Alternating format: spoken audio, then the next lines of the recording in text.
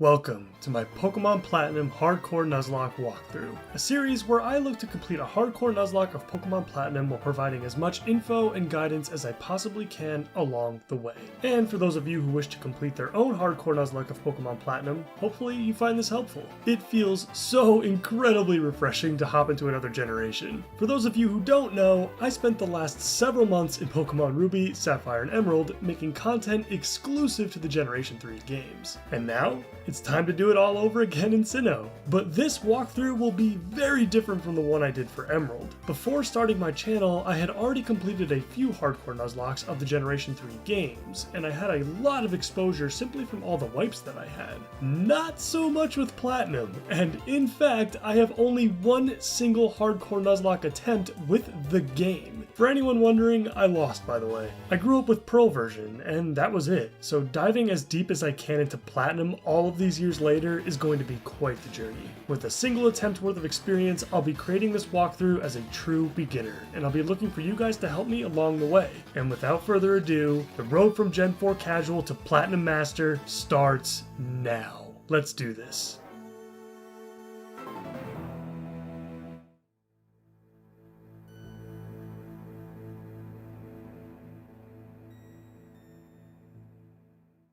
Oh man, God, I'm getting all excited. This feels so weird. I feel like I just unwrapped a new present on Christmas morning. Some of the things I'll definitely be pointing out as we go are all the differences between Platinum versus Diamond and Pearl. Like this snow. What the hell is this? It's such a small detail, but I love it. I'm also just looking forward to emulating this experience, so the slower bits of this game will go by a bit quicker. I know Platinum made some improvements to the overall performance, but I imagine playing on handheld would still be pretty rough in comparison to the other generations. I would still love to have the physical copy of this game one day though. I think now is a good time to start really getting the ball rolling here with starter selection. I've done plenty of research in general on Platinum so that I could be fairly prepared for the game overall, and the starter selection is no different. I'm also just weird like that.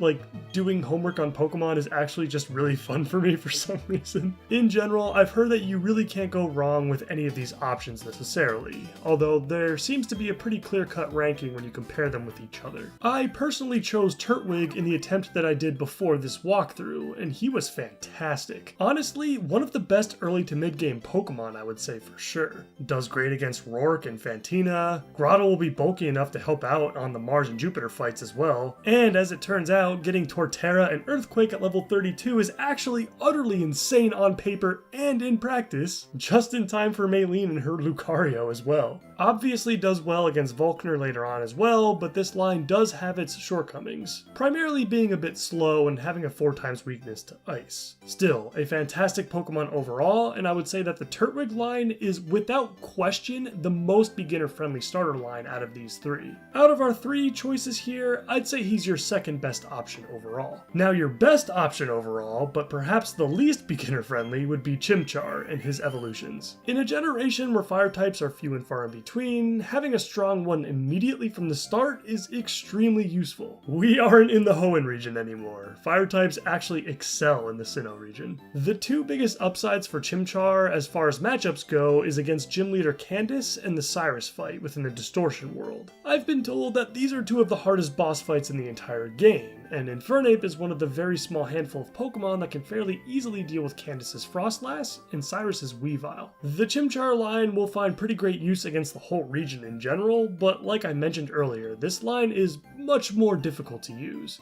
This is due to Infernape's glass cannon nature. He's extremely fast and powerful, but if you don't calculate your damage properly, your Fire Monkey will very quickly go down in flames. With that being said, I still believe, at least at this moment, that Chimchar is overall the best option to go with. And finally, we have my personal favorite Sinnoh starter in Piplup. Quick aside, Empoleon is cool as hell, and I don't care what anyone else says or thinks about that statement. Water and Steel? That's so freaking cool! Anyway, while the Piplup line is the weakest of the three starter lines in my opinion, Empoleon is still a fantastic Pokemon. If you noticed, I said Empoleon there, and that's because the main thing bringing him down is his pre-evolutions. When I look at how Piplup and Prinplup match up against the first half of this game, it's not very good. The biggest issue is their learn set. You'll have to deal with Bubble, Peck, and Metal Claw until level 24 when you finally get Bubble Beam. Two of those moves utilize neutralize Primplup's weaker physical attack stat as well, which is not good. The matchups aren't great either. Sure, you'll do fine against Rourke, but you'll need to rely on other encounters to deal with Gardenia and Fantina. He can't do much against Maylene either, and by the time you reach Wake and Pastoria, you'll already have your Empoleon.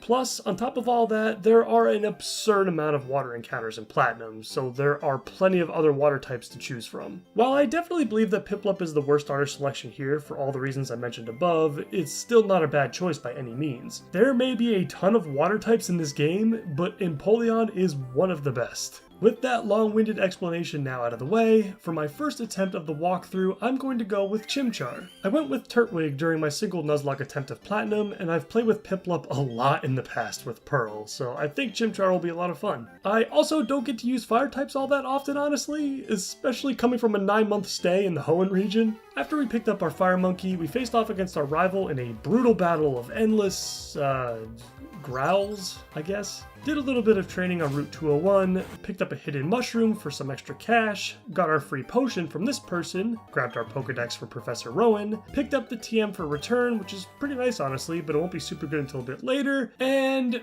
finally we get our first Pokeballs from Dawn, and we can now start catching Pokemon. Now for me personally, I like to use the capture location listed on your Pokemon summary page to determine my encounters for each route, and for my runs, I include starter Pokemon as well. So since Chimchar was obtained on Route 201, our first two encounters will actually come from Lake Verity and Route 202 instead. Our very first encounter of the walkthrough is going to be a Starly. Very nice pickup, and it's worth mentioning that this Pokemon is basically guaranteed to obtain for the most part, due to the abundance of early game routes where they reside. Starly itself is quite weak, but once it evolves into Staravia, at level 14 by the way, which is super early, and later on Staraptor, you'll find loads of value in this line. Both evolutions are fast, hit hard, especially with wing attack at level 9, and come with arguably the greatest ability for Nuzlocking in Intimidate. Flying types in general perform very well against the majority of the matchups you'll encounter in Platinum, with only a few of them being unfavorable. Plus, there are a lot more Earthquakes in this game compared to earlier generations like Emeralds, so having an immunity to ground type attacks is very useful.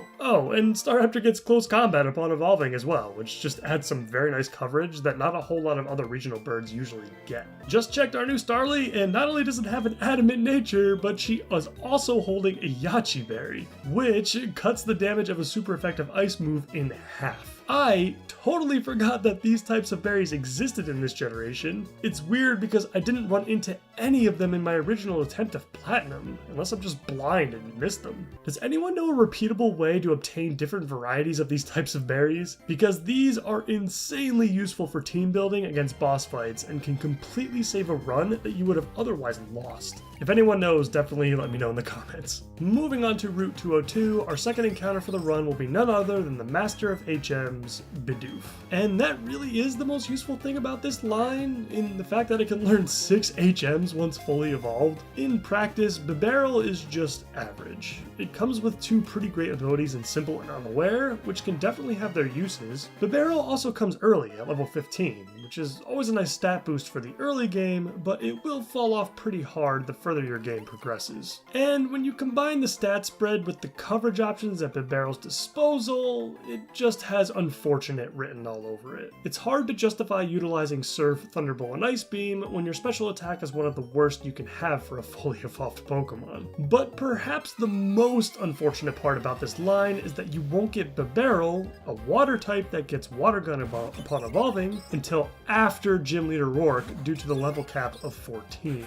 Additionally, once you do have a Bibarel, again a water type, he won't be very useful against the grass types coming up to and including the second gym in Eterna City. So even though Bibarel is a great early game Pokemon on paper, the matchups just don't line up very well. You can't even use it against Fantina now that I think about it, because her Mismagius has Magical Leaf. After plowing through the rest of Route 202, we finally reach our first major city in Jubilife. Looker is is another big difference between Diamond and Pearl versus Platinum, and I don't know how to feel about him honestly. I like his theme music, I guess. After our encounter with the police, I move on to pick up several items that are littered around the city. This includes the hidden Stardust right outside of town, the Poketch, of course, with all of our fancy little apps, the old rod inside the building connecting Jubilife with Route 218, and finally the Quick Claw from Jubilife condominiums. Quick Claws are always very handy for any of your slower Pokemon, especially when it's this early in the game. You can battle a couple of trainers inside the trainer school to grab a potion, which is unfortunately a far worse reward than getting the TM for hidden power in Diamond and Pearl instead.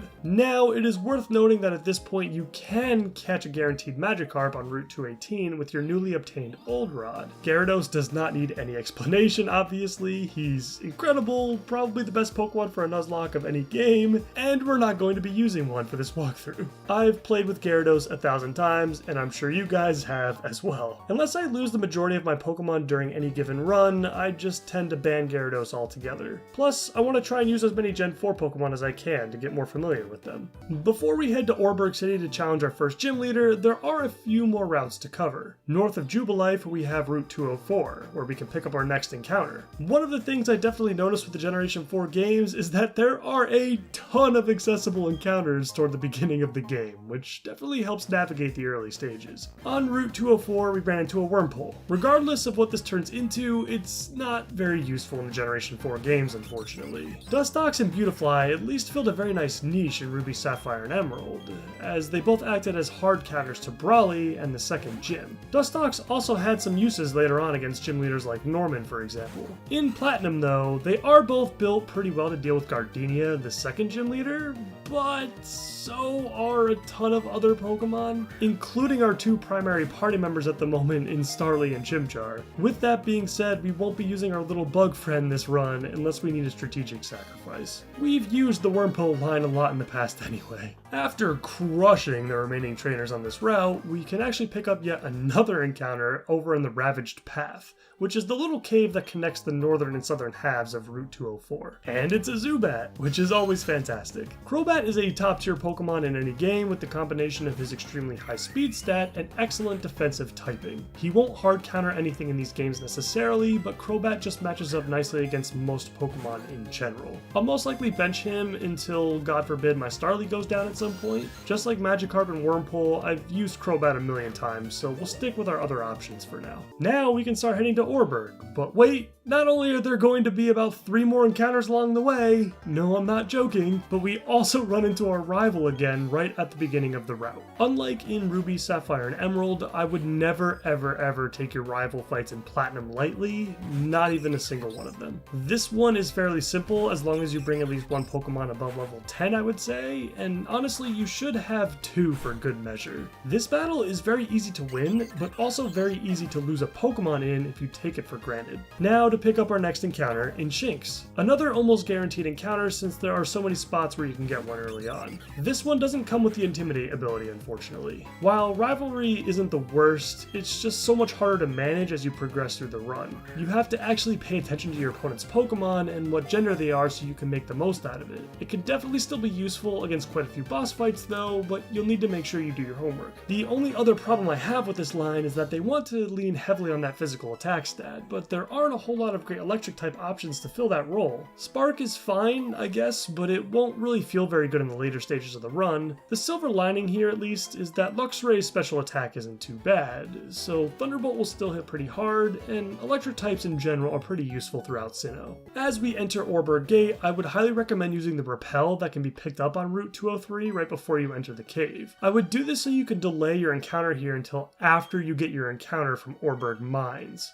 Both locations have Geodudes, and you'll want to pick up that Geodude from the mines first so that you can guarantee a Psyduck from Orberg Gate. It's not a huge deal either way. Psyduck is a pretty average Pokemon overall, but it's a hell of a lot better than Onix in my experience. Unless you plan on evolving the Onix later, but honestly you have a couple of chances to capture a Steelix in the wild anyway, and I'm not playing with trait evolutions in this walkthrough, so yeah, I don't want this Onix. Finally in Orberg, and we get peer pressured immediately by some random kid lurking around the entrance to the city. I hate when they play music like this when NPCs drag you all of 5 freaking steps. Just keep the Orberg theme playing, it's good. As far as the city of Orberg goes, there aren't too many highlights to go over. You can grab a heart scale and yellow shard close to the entrance to the mines, which will be nice to have later on for relearning old moves and picking up some new ones. It's also worth noting that there is a trade opportunity in this house here. You can trade a Machop that you have found on Route 207 for this lady's Abra. Not the worst trade, I suppose, but you can find both Pokemon on a variety of other routes throughout the region, so the trade is pretty insignificant. Speaking of Route 207, which is to the north of Orberg,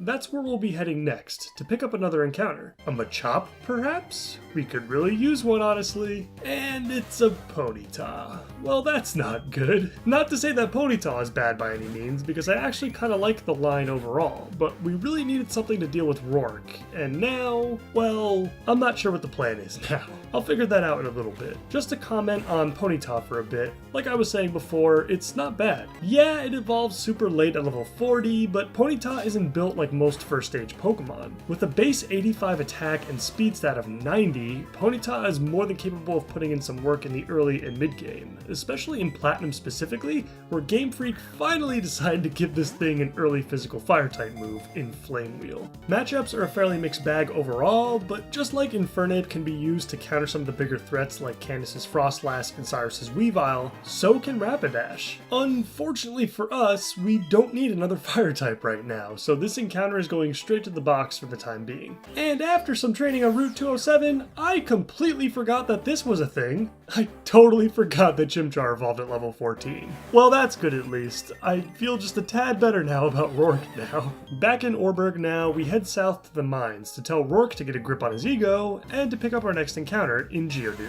And thank God it is not an Onix. The Geodude line doesn't need a whole lot of explanation. They perform very similarly in most games. Great in the early and mid game generally, and then they tend to fall off as the run progresses. And for the most part, this is true in Platinum as well, but Graveler and Golem are both great for Volkner if you don't have another ground type option. Geodude and Graveler are just nice to have in the back against random trainers as well. There are a lot of scary ones in Platinum. Now, while Rourke is now available to challenge, I'm going to backtrack to Orberg Gate to the west, so I can grab that Psyduck encounter. Monferno could potentially get the job done on his own, but I'd rather risk the Psyduck than put my starter in danger right off the bat. The Psyduck line is as average as it gets when it comes to usability. Like, if I had to rank all fully evolved Pokemon in existence right now based on how viable they are for hardcore Nuzlockes, I would put Golduck directly in the middle of that list. It's a basic water type that fulfills the basic water type role. You'll give it Surf and Ice Beam and basically not care about what the other two moves are because there's not much more past that. Psychic is fine of course, and maybe you could fill that last spot with either Calm Mind or Focus Blast for some extra coverage. And just like all the other mono water types out there, the matchups are just fine. Some good, some meh. It's actually worth noting that Golduck's Cloud 9 ability can be useful against Candace to clear out any hail that may be up as well. Just a little extra help against that Frostlass. And after spending some time to grind up our new derpy friend, it's finally time to take on Rourke and his rock types. Let's get into the team review. This one will be nice and quick.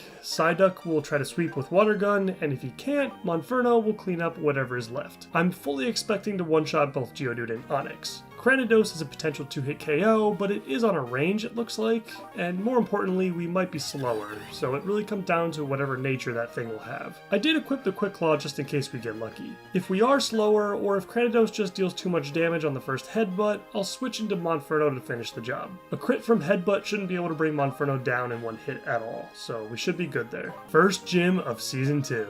Let's get it done.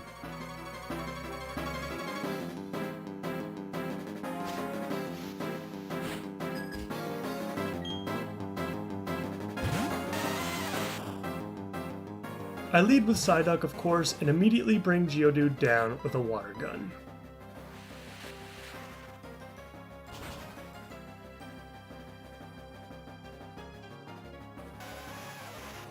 Onix comes out next, and he's actually faster than us, but only goes for the Stealth Rocks. Not that his attacking moves would have done too much anyway. If you need to set up on one of Rourke's Pokemon to prepare for Cranidos, this is the Pokemon to do it on.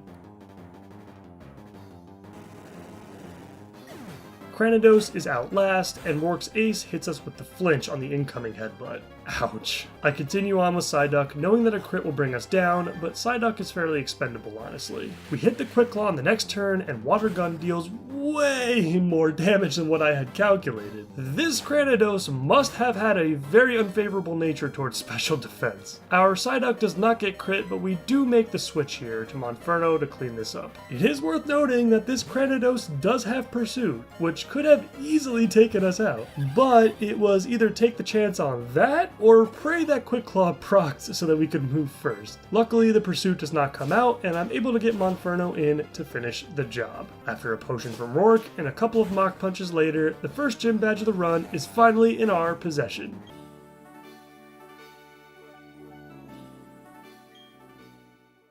With our first badge in hand, it's time to start pushing the pace a little bit. With Rock Smash now usable, we can pick up the Big Pearl from Orber Gate for some extra cash, and I also spent some time to level up our Geodude a bit. She'll be very useful for the upcoming Mars and Jupiter fights. Our Starly also evolved, which is very nice. Intimidate will be very helpful against, well, everything pretty much.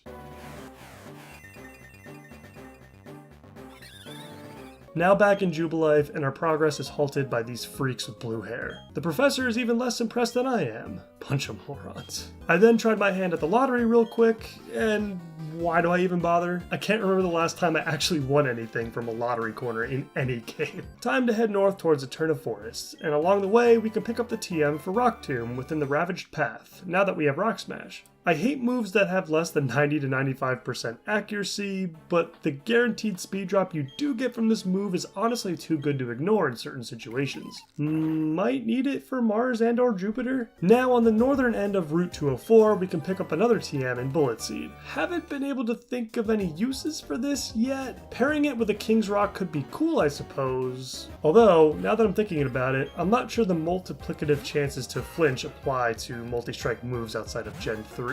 Anyone else know if this combination still works? After wiping out another trainer or two, we eventually reach the beautiful Floroma town. This small little area is pretty awesome, and not just aesthetically. It is here that we can pick up our first few berries, as well as the spray duck, so we can plant and water our own. Although it may not feel very exciting, this is a fantastic pickup, as it'll allow us to farm up to 5 berries or so at a time if we're consistent with the watering. Another fantastic item to grab here is the TM for Pluck from the girl within this house. Pluck is a very powerful move to obtain this early in the game. It hits hard for the early game, and it gives one of your Pokemon the ability to eat your opponent's berries, which comes just in time for the next few boss fights. Moving on to the Valley Windworks right outside town real quick, we can push the story forward a bit more. We won't be picking up our encounter here just yet, as there is a specific Pokemon that will appear here after I take out Mars and Team Galactic. A Pokemon that I've never played with before, so I'm excited. And after making quick work of the grunts over in Floroma Meadow, we obtain some delicious honey from this guy. I'm personally not a huge fan of the honey tree mechanic. There are some sweet encounters you could obtain if you're lucky, but the dice you roll on those Pokemon is not very favorable. You could easily end up with arguably the worst possible encounter that you can receive in Pokémon Platinum,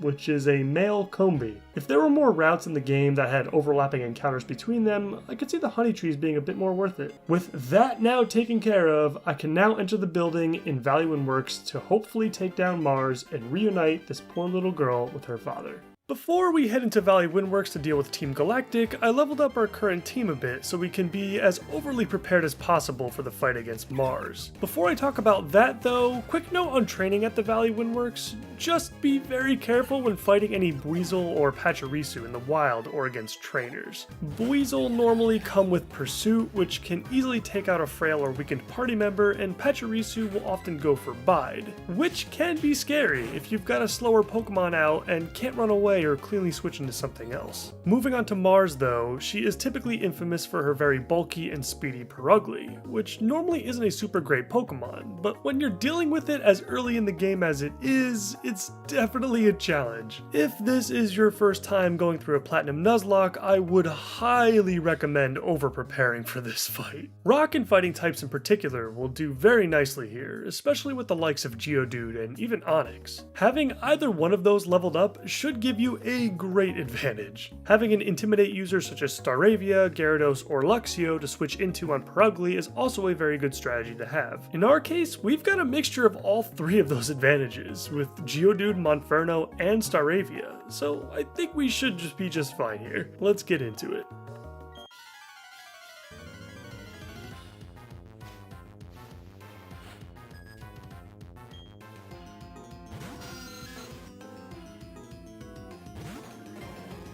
I lead with Psyduck to take out Zubat, just to be on the safe side. As I mentioned earlier in the run, Psyduck is fairly expendable to me at this point, so I'm fine with putting him in this position. After some back and forth, Zubat finally succumbs to Psyduck's Super Soaker Onslaught.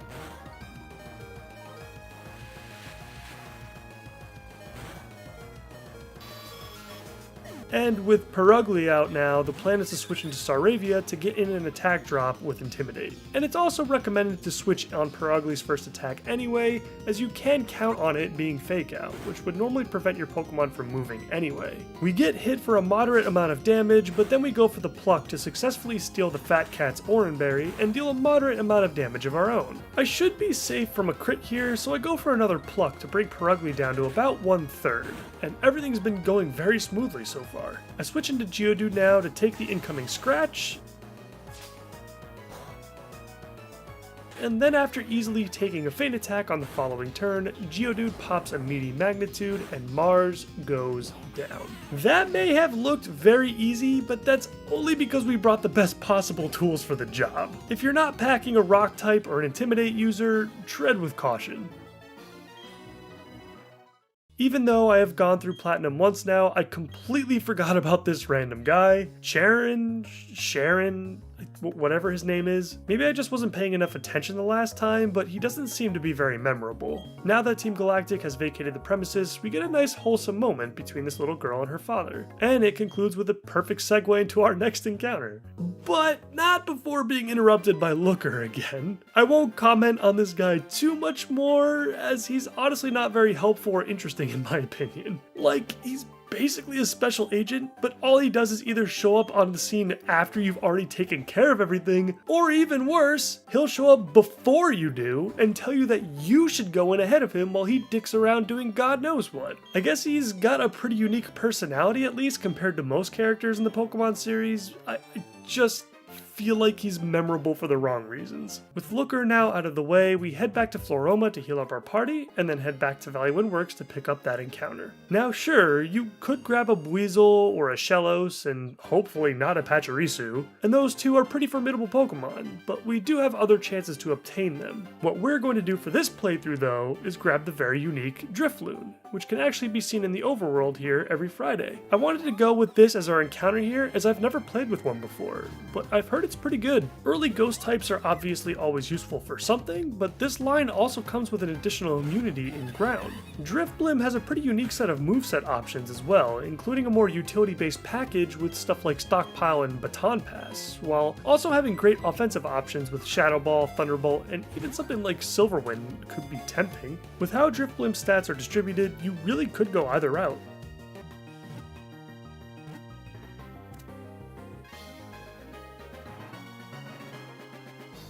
Checking on our newest party member, and we not only get the mild nature, which will give our balloon a nice offensive boost, but we also get the better of Drifloon's two abilities in Unburden. Aftermath is obviously not super useful when the goal is to not lose any of your Pokemon, but Unburden is fantastic and should definitely come in handy during the run. We finally say goodbye to this area of the map and begin heading north towards Eterna Forest. The southern end of Route 205 here isn't too interesting, with the majority of the items picked up being pretty standard, and there's really nothing to comment regarding the trainer battles either. As the run progresses though, I'll definitely be looking to go over some of the random trainers that you should be aware of, as there are a lot more in Platinum that can catch you off guard when you compare them to the games that came before it. Before we enter Eterna Forest, we'll pick up our next encounter in Buizel. I was expecting the Shellos here with that 45% encounter rate, but I am totally cool with this. Floatzel is an excellent water type of the glass cannon variety. It's fast, hits hard, and comes with great moves to back up that style. You've got your standard surf and ice beam options, but you've also got some awesome physical based choices with Waterfall, Ice Fang, Priority Aqua Jet,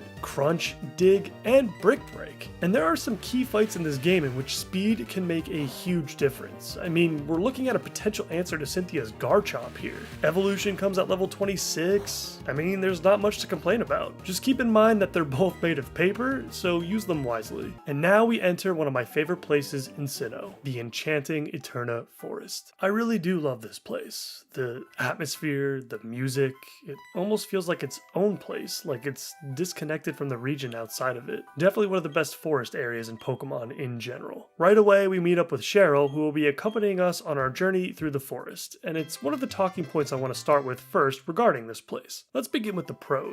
One of the good things about having Cheryl by our side is that she'll heal our Pokemon for us after every single battle, whether that's against a wild Pokemon or a trainer. This is great, and it means we can spend pretty much an eternity here if we wanted to. Her Chansey will also participate in all of the battles that we have, including against wild Pokemon, making Eterna Forest a fantastic grinding spot in preparation for the second gym, since you'll save a lot of time by avoiding all of the animations and load time facing off against Pokemon one at a time. Now, Cheryl does come with some setbacks though in my experience. Since every battle will now be a double battle, you run the risk of opposing trainers doubling up on your own Pokemon, which will increase the chance of losing a team member. This wouldn't be such a big deal if Cheryl's Chansey could actually deal decent damage, but while not the worst, it's definitely not helping your situation. You'll have to do most of the heavy lifting, and that will make battles drag out a bit longer. However, the most awkward part about Cheryl is obtaining your encounter here. In order to obtain your encounter, you need to remove one of the two wild Pokemon you run into first, before you can start throwing Pokeballs. Well, that's easier said than done when Chansey just attacks whatever it wants, whenever it wants, often removing the encounter you were trying to receive. This isn't the biggest of deals, as most of the Pokemon you can obtain in the forest aren't game changers or anything, and you do have the option to knock out Cheryl's Chansey yourself if you want to attempt to make the catching process easier. But it's still just annoying. Speaking of our encounter for Eterna Forest, there may be two Pokemon on the screen right now, but only Bidoof is legitimate, since we already have a Wurmple in our possession. Since both Pokemon are basically harmless at this level, I do opt to kill off Cheryl's Chansey first, to avoid any issues with this encounter. I can then dispose of Cascoon and start throwing Pokeballs at our newest team member. The Bidoof line has everything going for it, honestly, other than the fact that they're grass types. Unfortunately, Generation 4 is, in general, not very kind to our plant-based friends, with a lot of poor matchups defensively. But Roserade's stats are awesome, and Rosalia's move pool options are basically unlimited, so you can really build them out however you want. I have a soft spot for Pokemon that have great utility and defensive options, while also remaining very flexible, and with that being said, I'm going to use this thing. Roserade is of course a stone evolution, so I will have to wait until I can pick up a shiny stone around the 6th gym or so before I can use him. But that's not a big deal, considering Rosalia has a bunch of moves it needs to learn anyway before I can make that transition. After wandering around the forest for just a bit longer, we've reached the end where it's finally time to say goodbye to Cheryl for the rest of the run. She gives us the Soothe Bell as a thanks for helping her get through the forest, which is a really nice pickup this early in the game. I think it actually comes way later in Diamond and Pearl if I'm not mistaken, so it's nice to get it now, especially with all of the friendship evolutions in this game. There are a ton of guaranteed ones, by the way, which we'll get into later. While we do say goodbye to Cheryl, we won't have to wave goodbye to the forest for too long, as we'll come back to check out the abandoned mansion on the northernmost end of the area. Now on the other side of Route 205, and on the surface there doesn't appear to be anything special here. But I will mention now that 90% of the Pokemon carried by trainers here are Magikarp. Why is that important? Well, in my experience so far, I have found rebattling these trainers, especially this one right here in particular, to be the fastest EV training method for speed, which is definitely one of the most important stats to be worked on. We obviously don't have the the Versus Seeker yet, but once we do, we will most certainly be coming back here at some point in the run. Now that Route 205 is done with for now, we finally reach Eterna City. Outside of the required Explorer's Kit, which can allow us to obtain a fossil Pokemon later on, as well as Move Tutor Shards and potentially Evolution Stones, we can also pick up the hidden Dragon Plate behind the statue in town, and we can also grab the Friendship Checker app from the Pokemon Center. This app is one of the more handy ones for sure. I really hate having to guess in most other games, and like I mentioned before, there are a ton of friendship evolutions in this game. I take a nice relaxing walk through the rest of town to the south, where we can grab ourselves the experience share from Professor Rowan's assistant. And with that, let's get into the gym. I bet you thought this episode was over, but I told you it was gonna be a meaty one. As I navigate through the puzzles and trainers, it's probably a good time to mention that there won't be a team review for this one, because, well, I mean, as you can imagine, I don't think we'll have any issues with Monferno and Staravia in the lineup. To be honest though, there may not ever be a team review for Gardenia in the future, due to the sheer number of encounters you obtain up to this point that deal with her Pokemon effectively. Her squad is actually really cool and interesting, but the chances that you don't have something that can basically wall her entire team with at this point are slim if not zero. Monferno, Staravia, Kricketune, Dustox/Beautifly, Drifloon, Golbat, Kadabra if you went with the trade back in Orberg, and even Gyarados is going to perform perfectly fine against these grass types early on in the game. It's just the plight of the grass typing, I guess. With the trainers now cleared out, it's time to get our second badge. Let's do this.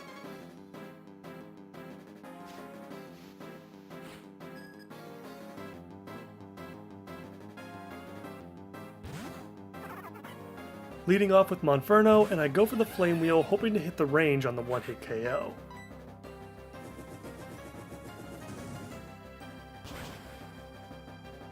And luckily, we get it. This Turtwig isn't too difficult to deal with necessarily, but he does tend to take more than one hit most of the time, and that allows Gardenia to get up a Reflect for the rest of her team, which would have been very annoying. Cherrim comes in next, and Flame Wheel is just not enough to get the kill this time, so we do end up getting hit with the Leech Seed. Another annoying setup that's very frustrating to deal with. Gardenia does not opt in for any healing on Cherrim, and so with one more Flame Wheel, it eventually falls. And now we deal with Gardenia's ace, Roserade. Roserade will still hit very hard with all of those early stats, and I was honestly a little worried towards the end of this fight.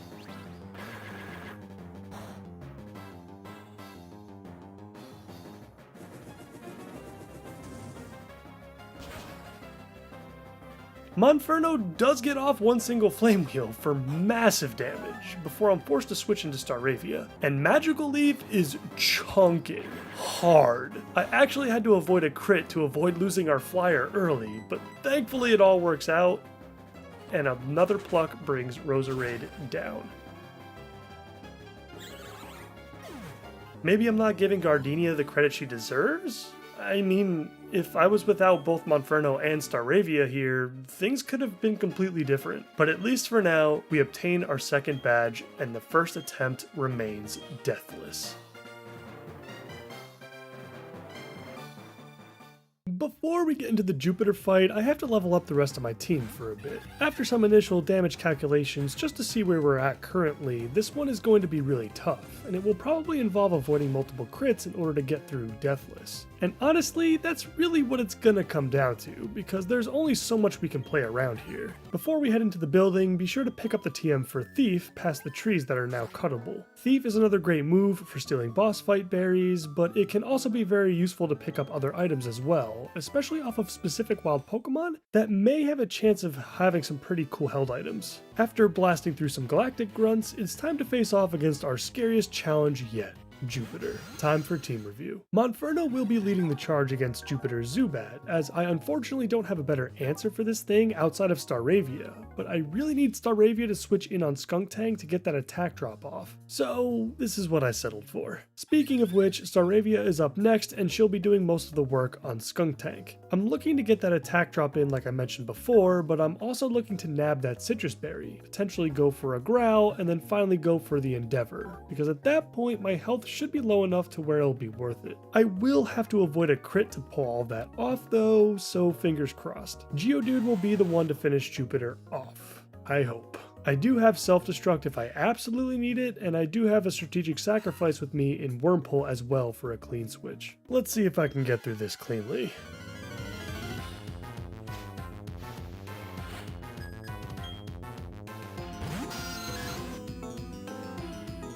I lead with Monferno and go for the Flame Wheel, hoping for a crit.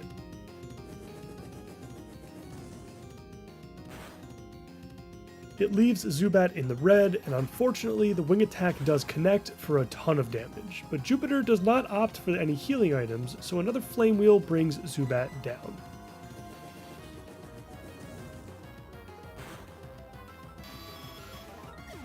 With Skuntank now out, I switch into Staravia to get that attack drop in with Intimidate.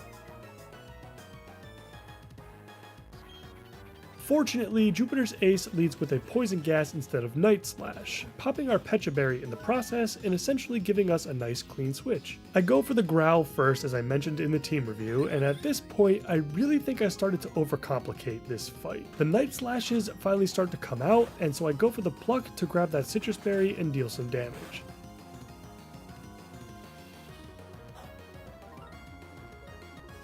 I probably should have just gone for some more damage instead of a second Growl, just because a crit would have rendered that extra stat reduction useless anyway. In these situations, I'm pretty much on a timer, because this thing will eventually crit, and when it does, I'm in bad shape, so I probably should prioritize damage here. I was overly worried, so I set in Wormhole as a strategic sacrifice to cleanly switch Psyduck in, giving us the first death of the run. It is at this point that I try to go for the Disable, which is a risky play, but it does actually pay off as Skuntank is now locked out of its only attacking move. But again, overthinking things, I sent in Geodude and went for the Rock Polish first to see if I can get some extra turns in by becoming faster.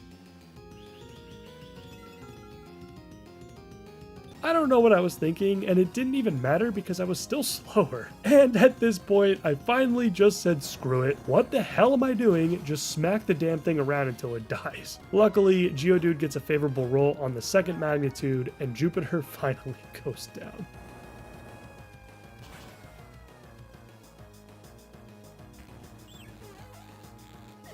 Very sloppy stuff there, suffering our first loss of the run. I know we probably won't need Wormhole anyway, but it still just feels bad. After the fight, we pick up the upgrade on the other side of the room, even though we won't be able to use it during this playthrough as we aren't playing with trait evolutions. But I wanted to point it out because Porygon is a guaranteed encounter in Platinum, and if you want to evolve it, you'll need this. After exiting the Team Galactic building, we head back to the Pokemon Center to heal up and put our poor little caterpillar friend in the box. This creates the extra space in our party needed for the free egg that Cynthia grants us in front of the bike shop. This egg will hatch into yet another friendship evolution in Togepi. The biking back and forth is very much worth it though, as you will eventually have Togekiss as your ultimate reward. Togekiss is an S-tier encounter in my opinion, as long as you get Serene Grace over Hustle as an ability. Serene Grace is one of the best abilities you can possibly have, and Togekiss should be able to utilize it well, primarily with Air Slash. But combining it with Ancient Power seems like a lot of fun as well. It's got great stats, great move pool options, it gets Aura Sphere, which is just stupidly powerful. Yeah, it's good and it's guaranteed in every single run. Now that we have access to both the bike and of course the use of Cut outside of battle, we have a few items that are now accessible to us. Heading back towards Eterna Forest, there are a few pickups here that we can grab around the exterior. These include a plethora of berries, a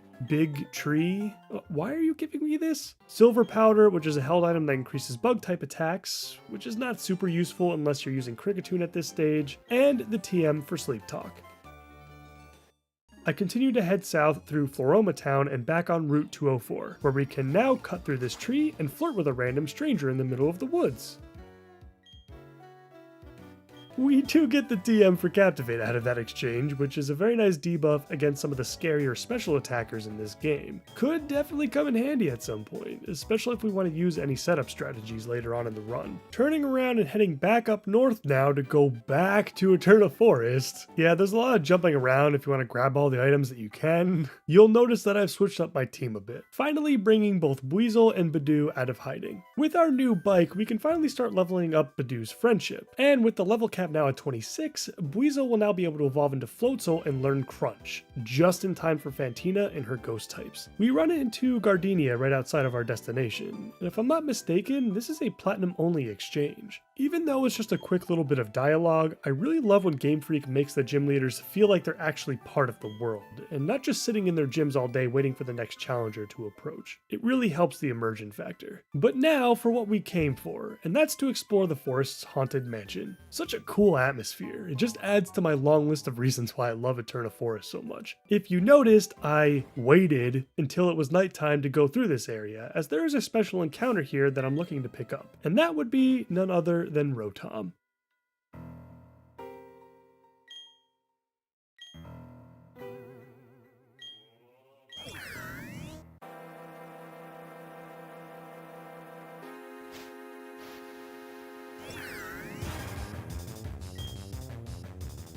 Rotom is a super cool Pokemon that I am very happy is now available during your playthrough in Platinum, where in Diamond and Pearl I believe it was strictly post-game, because it required the national dex. Respectable speed and power, possessing all of the great utility that both electric and ghost types get, and speaking of that type combination, 3 immunities and 5 resistances is a huge upside. Plus, I just love how you obtain this Pokemon. It even gets its own theme. Our other option here would have been Ghastly, who is also pretty great, and perhaps arguably better if you are able to eventually get Gengar.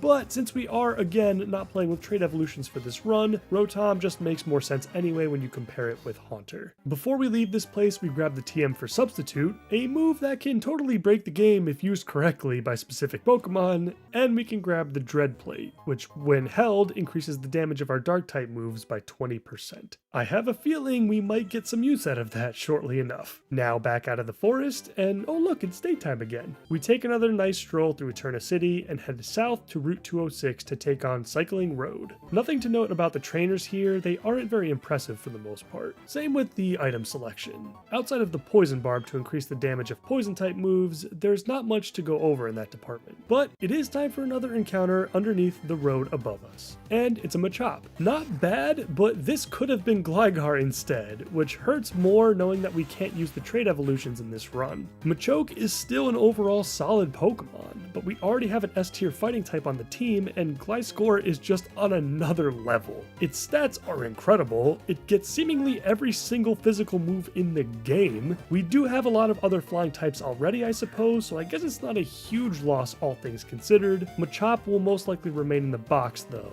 unless something catastrophic happens to the team.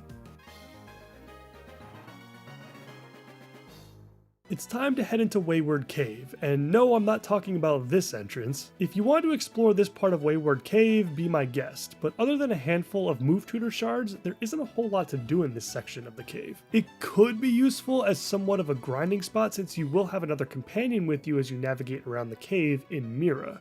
But honestly, Fantina's level cap is not difficult to reach with the experience that Platinum provides naturally along the routes that lead to Hearthome City. And so, I tend to skip this section of the cave altogether and come back to it later if I need some of those shards. Now, the section of Wayward Cave that you definitely want to explore is the hidden entrance underneath Cycling Road. From this hiker here, just to the south of Wayward Cave's main entrance, you'll want to position yourself right next to the road above, and walk 9 steps to the left and then straight up to find the hidden entrance. Let's start off with our encounter first, which is a Bronzor. It's worth noting that it was either this or Onix for the walkthrough, as I banned pseudo-legendaries in my runs, which of course includes Gibble, which you can also find here. If you don't ban Garchomp on your Platinum runs though, you're gonna hope that you run into that Gibble instead, because oh boy is that terrifying creature a game changer.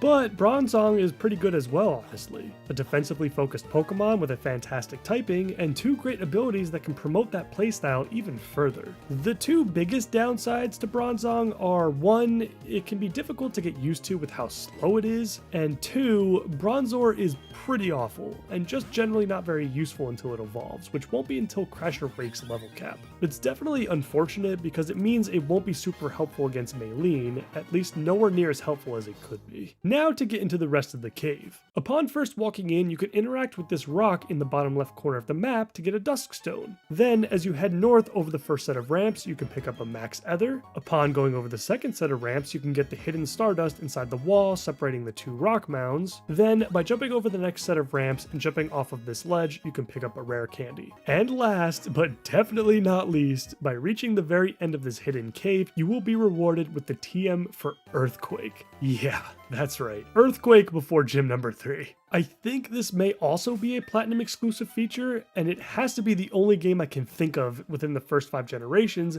that grants you access to arguably the most consistently powerful move in all of Pokemon. Do yourself a favor, don't skip over this. After cycling up and down the route to level up Bidoof's friendship, we reconnected back with Route 207 where we ran into our Ponyta. Before we head over to the eastern side of the map, we can actually head back over to Oreburgh Gate to pick up another sweet TM in Brick Break. Another very solid move that can be obtained so much earlier than in Emerald. With that TM in hand, it's time to head back to Route 207 and head through Mount Coronet. Before we do, we can pick up a hidden rare candy and obtain the Versus Seeker and Dowsing app from Dawn. Super useful items. The Versus Seeker may be the greatest key item ever created, honestly, and it makes grinding both experience and money a lot easier. The Dowsing app is pretty nice as well if you're not using a guide. It's certainly more user-friendly when you compare it to the item finding items of old. Last quick note before heading into another cave, be careful with the Geodudes you encounter on this route from the hikers, as they have self-destruct. I'm not sure if I have any footage of it, but one of them blew up in Monferno's face and got him pretty close into the red, so watch out for that. Heading into Mount Coronet, there really isn't much to see here just yet, other than another encounter if you so choose to receive it now. I'm personally going to wait for my Mount Coronet encounter, so I pop a rappel to navigate through this small portion. I'm not sure who I actually want to go for from this place yet, as it's really massive and there are a lot of potential Pokemon to pick from. What you're seeing on screen is just within this small section here. We have another Cyrus sighting as he says some pretty depressing stuff, but whatever, we'll worry about him later. Don't forget to pick up the hidden Stardust in this rock here for some extra cash, and just like that, we say goodbye to Mount Coronet already for now, and finally reach the eastern side of Sinnoh. Route 208 is nothing too special item-wise, and the trainers aren't too bad either. Pretty boring route for the most part. Only thing of note here is the Berry Master's house towards the end of the route where you can pick up the berry checking app, which is pretty useful honestly if you're not keeping track manually. And finally, we have our encounter, which is guaranteed to be a Ralts since we've already caught a Zubat, Bidoof, and Bidoof on earlier routes. And it's male, which means that we have access to a Gallade if we want it. Wow. Gallade is a fantastic physical threat with a really cool typing and excellent move pool selection. Leaf Blade, Psycho Cut, Close Combat, the elemental punches from Tutors, Earthquake, X-Scissor, Night Slash, Sword Stance, just whatever the hell you want really. Huge pickup for the team, and now I just gotta figure out how to make space for the crap ton of other Pokemon that I want to actually use in this run. I'm definitely excited about it though. We've trained up our party on Route 208, and we're pretty much all ready to go for Fantina and gym number 3. But there are a couple of things to take care of before we get to that. Let's start with some item pickups. Upon entering Sinnoh's largest city, you can grab a shell bell from this woman inside the Pokemon Hotel. Not as good as leftovers, but still pretty good, especially during this portion of the game where berries and other held items are a bit more scarce. We've got a big mushroom in the top left corner of town for what I believe is just some extra cash. This doesn't have a use, right? Maybe it does, let me know in the comments. And now we head into Amity Square with our starter, who is just the most adorable little thing apparently. And we've got several great items here to grab. You're not very bright, are you, buddy? The amulet coin is always welcomed, especially when it comes this early, and even more especially when it comes in a game where money is extremely useful. Those fantastic TMs acquired at Veilstone's Game Corner are even more expensive in Platinum than they were in Emerald, so the extra cash is definitely handy. The TM for Attract can also be picked up, which is situationally good, but for the moments where it is useful, it's really useful. And finally, we have picked up the Spooky Plate, boosting the damage of our future Shadow Balls by 20%. That wraps up the items for Heart Home, but now we have another encounter. The Pokemon Center PC Administrator of the Sinnoh region, BB? Bebe? Beeb? Babe? I'm gonna go with BB. Let me know in the comments if that's wrong. Anyway, BB gifts us an Eevee, which is another big difference between Diamond and Pearl versus Platinum. Eevee is of course an excellent encounter in any game that you receive it in, for the flexibility that it can provide. And in Sinnoh, there are even more options to pick from now. I can't go into every single evolution for this line in the series, otherwise we'd be here for a couple of episodes straight. And I'll probably cover all evolutions eventually anyway in my How Good Is This Pokemon series. I actually haven't gotten a chance to use an evolution in this generation yet anyway. I don't even know who I'm going to go with yet. With all of that now out of the way, let's get into Fantina. Not much of a team review for this one. Floatzel will be crunching his way to victory. With the Dreadplate equipped, Duskull and Haunter will both go down with a single strike each, and according to my loose damage calculations, so should Mismagius. Well, okay, there is a range on Fantina's ace, but it is going to be a very favorable one for us, especially when Floatzel hits level 27 after taking out her first 2 Pokemon. And even if we don't hit the range, Mismagius still has to get a crit, so I'll take those odds. Let's see if Floatzel can make one of the toughest boss fights in the game look like a fool.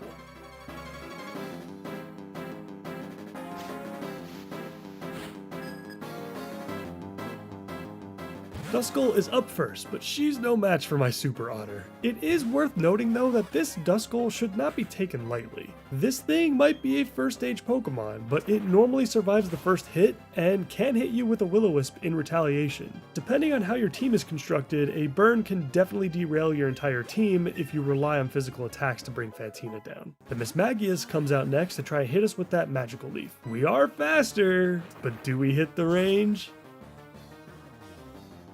Thank goodness. The only thing that could have made that range less favorable was if Mismagius was sporting a nature that increased physical defense. After Floatzel finishes his appetizer and the main course, he's rewarded with a well-earned dessert. 3 attacks for our 3rd badge. And the TM for Shadowclaw is a very nice bonus as well. I am growing very fond of this Floatzel already, and after that performance, I think he'll be here to stay. After restoring the 3 PP that Floatzel used up in that fight, I put Rotom back in the box for now and added our Drifloon to the party, since she will now be able to evolve with the new level cap. I'm keeping Geodude around for now because I don't think I'll need Bidoof to use any HMs for the next route or 2. And while I'm at it, I just evolved Geodude into a Graveler real quick because we were only 1 level away anyway. And Graveler will actually be quite the nice counter against our rival's first Pokemon. Speaking of which, we've got another boss fight to get into. Please make sure that you are all healed up and ready to go for this one. Barry will just come out of nowhere, so you've been warned. For a quick team review, Graveler will be used to take out Staravia, which should be quite an easy task with Rock Throw. Rosalia will deal with his Prinplup. Even though he's got Peck, I'm suspecting that it shouldn't matter much. Giga Drain should be able to get the job done. Floatzel will take out the incoming Ponyta with ease. I would be surprised if Aqua Jet didn't take it out in 1 hit. And either Monferno or Staravia can be used to finish Barry's Rosalia off with our Flying and Fire type coverage. And Drifloon gets to soak up that sweet, sweet experience. Let's do this.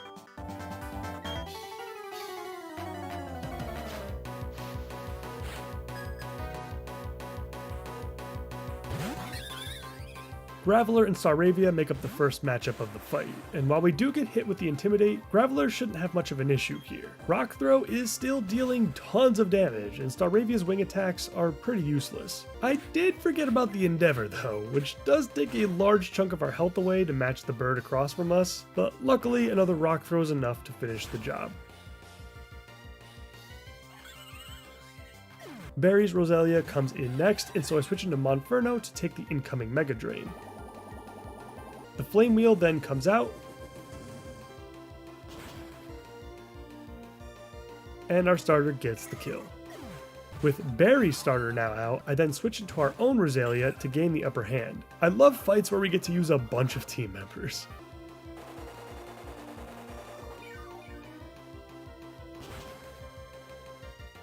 The Giga Drain hits incredibly hard and we're healed back to full. Meanwhile, Prinplup goes for Growl? Like literally any other move there would have been better, dude, even Bubble Beam for Christ's sake. A Magical Leaf on the following turn brings the awkward penguin down.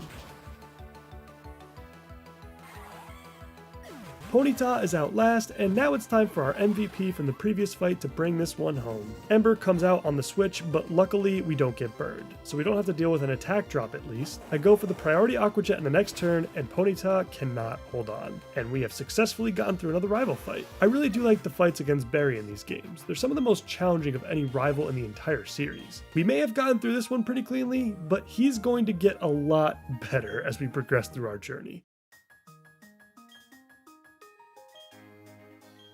Now on Route 209, heading towards Solacean Town, I hope I'm saying that correctly, we can pick up our next encounter. And because it's nighttime, we run into Duskull. For this run, it was either this or Chansey, as we've already obtained all the other options on earlier routes. Dusclops, much like most other ghost types, will always be at least somewhat useful in every game it exists in. If you're new to the channel, this is one of my favorite Pokemon from the Hoenn region, and that has a lot to do with its playstyle. A defensively focused Pokemon that has a ton of coverage and utility options to choose from, allowing you to be extremely flexible with how you build it. Dusknoir is obviously just better if you're playing with trait evolutions, but Dusclops is still a fantastic alternative. I've already got Drifblim though for this playthrough, so unless something happens to our balloon friend, Duskull will be hanging out with the box team.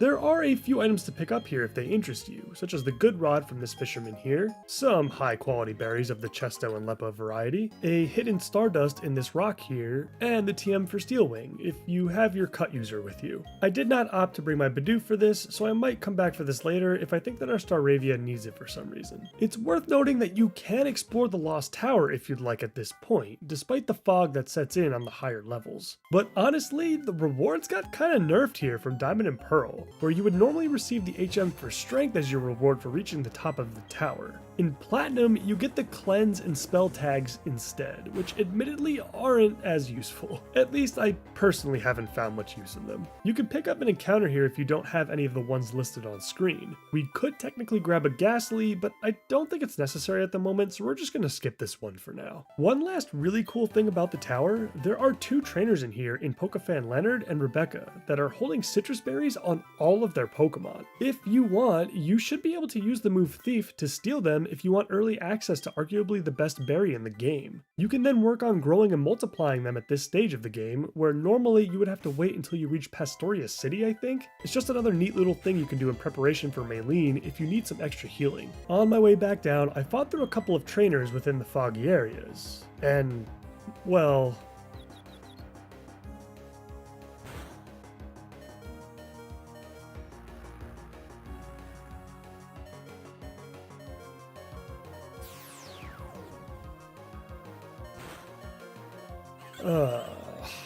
that is a very unfortunate way to lose a core member of the team. This was completely avoidable, but I took the trainers in this place for granted, and I didn't take the fog seriously for that matter either, because ultimately that's what really screwed me over here. Half of my party was in need of healing before I went into this battle, and I was unable to cleanly switch into anything else to prevent this from happening. I guess I could have sacrificed Graveler instead, who I almost lost as well, as you can see, as the living rock monster is far more expendable than our Staravia. I legitimately could have just lost the whole run there. Yes, to a Mischievous and a Murkrow if I got really unlucky with the fog and the confusion that the Mischievous kept throwing out at me. I walk out of the tower with my head hanging low as we finally reach Solaceon Town. Not exactly how I was expecting Route 209 to go, but it happens, I guess. Time to say goodbye to our feathery friend and say hello to Rotom again, who will be joining the party at least for the time being. It could prove to be useful in our potential strategy against Maylene. On the way over to Solaceon Ruins on the eastern side of town, be sure to grab the PP up on one of the ledges. Solaceon Ruins is the home of the HM for Defog, if you actually care about it. But while that isn't a very satisfying reward for an optional little dungeon, there are plenty of other fantastic finds to acquire. You've got all three elemental stones, which are hidden within the rocks found at the various dead ends within the ruins. Pretty awesome right after getting our free Eevee. And once you navigate through all the confusing staircases, you'll eventually reach the final room, which is loaded. A nugget, mind plate, and odd incense to help make up for the lackluster HM for Defog. Not too bad at all. Oh, and you can catch an unknown here as your encounter. Or you could just not waste your time. It's up to you. And that covers everything about this town, at least from a Nuzlocking standpoint. You've got your daycare, of course, but daycare grinding isn't as useful in this generation with the existence of the Versus Seeker and some pretty good grinding spots for wild Pokemon as well. From a more personal point of view though, this town is quite unique, and I really like the quaint and peaceful atmosphere and the log cabin aesthetic. It kinda reminds me of Verdant Turf a little bit. It's time to say goodbye to Solaceon Town and head towards Veilstone City, starting with the southern end of Route 210. There are a variety of highlights to go over here, starting with our next encounter. Due to the time of day and all of the other encounters we've received so far, Chansey and Scyther are the only two we can possibly get at a 5% chance in the middle of the day. And we get a Scyther, which is sick. Scyther is most certainly one of the coolest bug types out there, and it's pretty solid overall. I will say its usage will probably be a little more niche in this generation specifically for a couple of reasons. For one, it has one of the worst defensive typings you could possibly have, at least in my opinion. Rock and flying type moves in particular are just all over the place, with a lot more Pokemon carrying them as extra coverage after the physical special split. Scyther's abilities are also a little questionable given the moveset it was bestowed in Diamond, Pearl, and Platinum. Abilities like Swarm are even more niche now that there are a plethora of held items that can provide not the same level of extra damage, but the gap is now a lot closer than it was before. On the other side, Technician can be a really powerful ability, but it's completely reliant on the moves available to the Pokemon. In Scyther's case, we've pretty much got Wing Attack and Aerial Ace, and I'm pretty sure that's it. Now, don't get me wrong, that's still a stupid amount of extra base power, especially when you attach it to a move that can't miss. But it would have been nice to have some extra coverage options to make the most out of the ability. Still, Scyther is pretty great despite those flaws. It just might take a bit more game knowledge to become completely comfortable with the Mantis Pokemon. And to briefly comment on Scizor just for a moment, because we won't be using him since trait evolutions are off limits in this walkthrough, it's obviously just great. Significantly better typing defensively, another great stat spread, and a bit more options in the move pool as well, such as Bullet Punch, which also works great with Technician. Overall, an upgrade over Scyther, I think, in the grand scheme of things. Oh, and I decided to box our Rotom for our new Scyther as well for the time being, since I just realized that Scyther should be a fantastic team member against Maylene and her fighting types. Back on Route 210, and we have finally gotten to the point in the playthrough where there are some noteworthy trainer battles to go over. First up is a double battle against Ava and Matt, who are able to break the game and evolve one of their fire ponies before level 40. Ponyta is already a very solid Pokemon at this level, but Rapidash is definitely a little bit scarier. They're both fast with a pretty hefty chunk of stats, so make sure that you don't pass through here without a solid water, ground, or rock type, which it just so happens we have, so this is a piece of cake.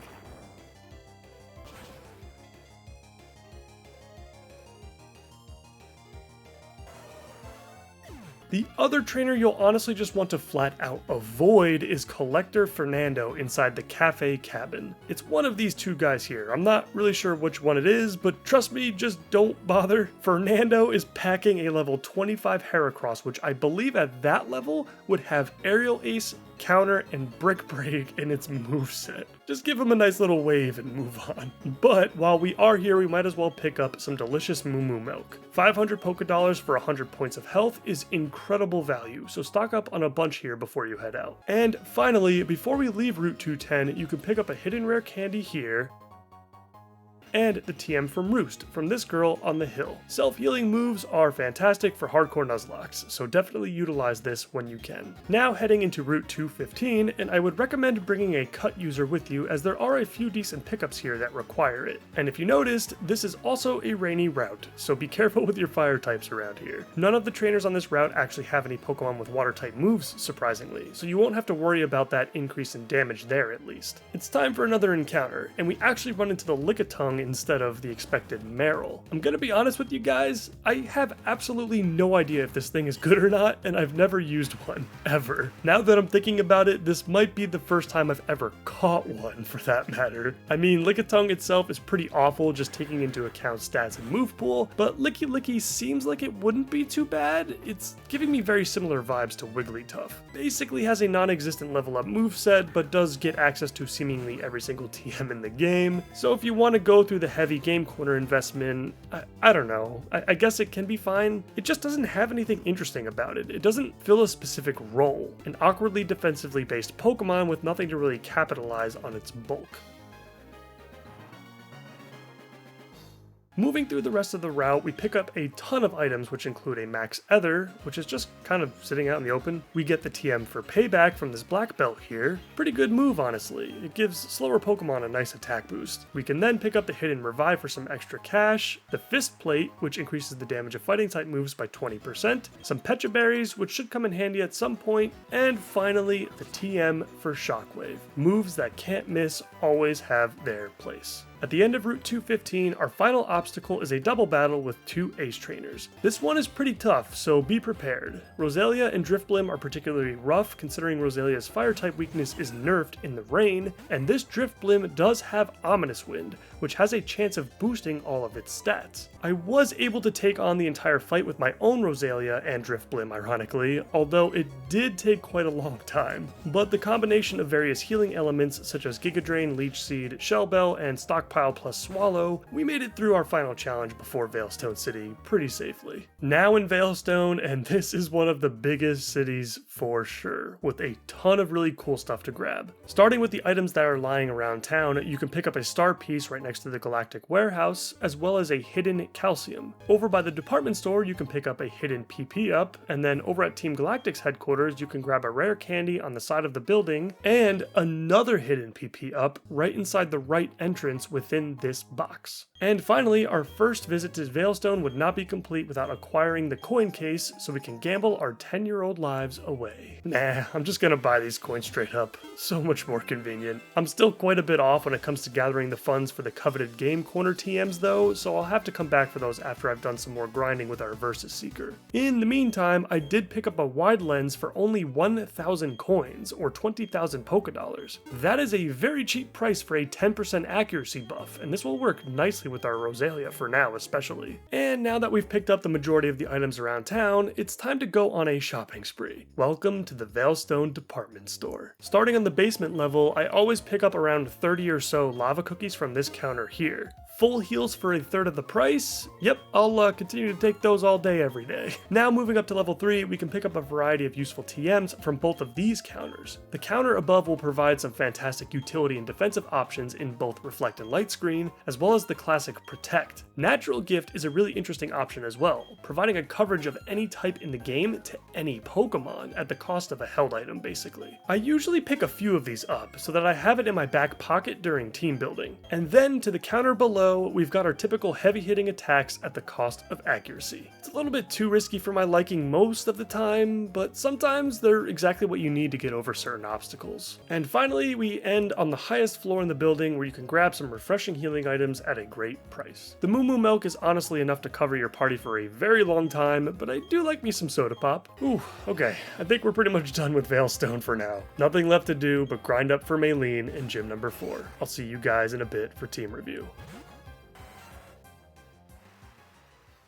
Fighting for our corner in the green trunks, we've got our newest team member in Scyther, who will absolutely wreak havoc in this fight. Technician boosted stab wing attacks will make quick work of both Meditite and Machoke, and it's not even close. Lucario is a 2-shot, but it is also holding a Citrus Berry, so I'm fully expecting it to take at least 3 hits instead. In order to play this as safe as possible, I'm going to use Monferno for that last hit most likely, as a Fist Plate boosted Mach Punch should be enough to finish the job. Drifblim is a really nice backup as it's immune to 3 of Lucario's attacks. Floatzel just hits really hard and is faster than everything. Roselia is just here, I guess, I don't know. And Graveler can go boom if needed. Nearly halfway through the gym challenge already, Maylene is going down.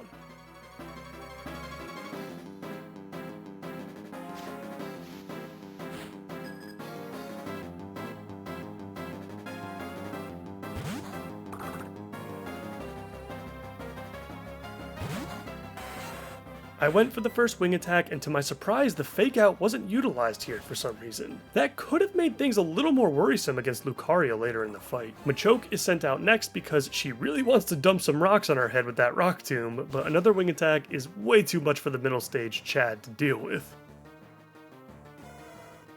And last but not least, Maylene's ace has come out to play. And as it turns out, we're actually slower, which is only possible if Lucario's nature boosts its speed. It shouldn't be too much of an issue though, as the first wing attack in response hits really, really hard. The Citrus Berry should pop now though. What? Am I missing something here? Lucario is clearly within the threshold to pop that berry, right? Right? Well, I guess Scyther's gonna bring this one home all by himself as another wing attack brings Maylene down. That was interesting, but badge number 4 is ours, as well as the TM for Drain Punch. It couldn't have gone much better than that.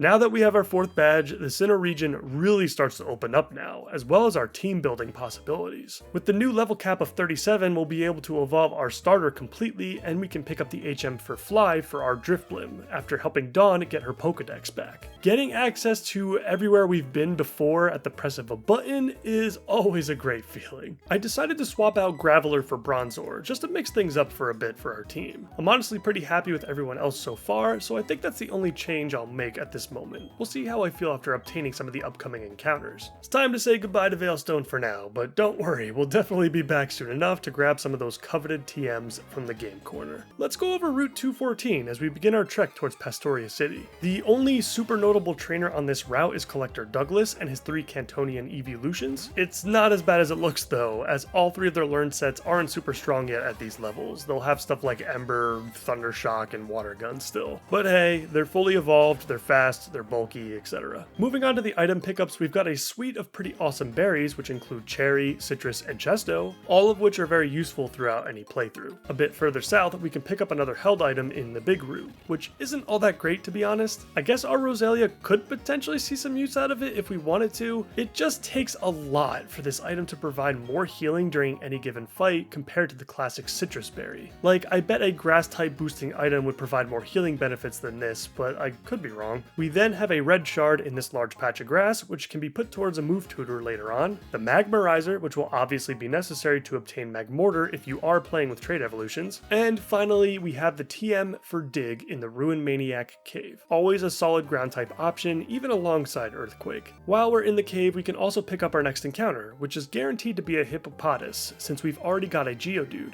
If you enjoy Sand Team strats, then this will be the most important piece to your Sandy puzzle. While Sandstorm isn't the most appealing weather effect when trying to look for synergies around it, it's still pretty cool. The worst case scenario for the Sandstream ability is that you can use it to clear your opponent's weather effects, which can come in handy in the Candace fight, for example, where her Frostlass will try to abuse the hail condition. It can be annoying to play with though, I suppose, since weather in Gen 4 will last forever, and dealing with Sandstorm outside of a Sand team is not very fun for you either. Hippowdon's pretty solid though overall, with a large chunk of physical based stats, and fantastic learn set options with Yawn, Crunch, Earthquake, and the Elemental Fangs for coverage. It's just really slow. You'll basically never go first. Now back on Route 214 for another encounter. This time it's between Houndour and Rhyhorn. Let's see if we get the good one. And we didn't, but I guess that's okay. I'll have to cover Houndoom and how awesome it is in a future video. Rhyhorn is just very bland. It's basically a Geodude that evolves at level 42, and Rhyhorn isn't exactly a huge upgrade. It's known for getting some pretty ridiculous coverage options, but it can't utilize any of them well due to the line's awful special attack stat. What I will say though is that I have never played with Rhyperior yet during a playthrough, and on paper, it does seem a lot better than Rhydon in these games. Let me know what you think of this line as a whole in the comments.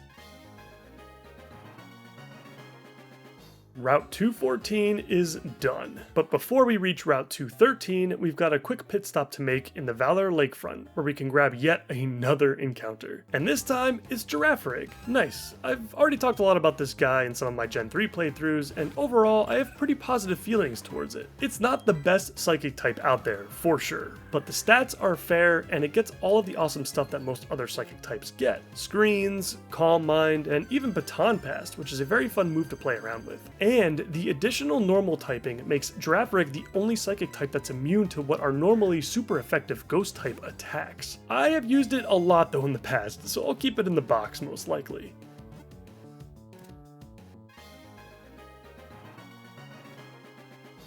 And that's pretty much it for this little area in between these major routes. The Hotel Grand Lake area is an aesthetically interesting area with nearly nothing to do in it your first time around. Later on, you can come back and pick up some additional items after you get the HM for Rock Climb, but I wish they had done a little bit more with this area as you progress through your playthrough. The 7 Stars restaurant is available for some double battles if you enjoy those, but there are some decently scary threats in there, and since they're all totally optional, it might not be worth your time. But against my better judgment, I decided to take on a bunch of these battles anyway just for fun. And in the process, our Monferno finally evolves into the absolute beast that is Infernape. I am very much looking forward to unleashing this thing against the rest of Sinnoh.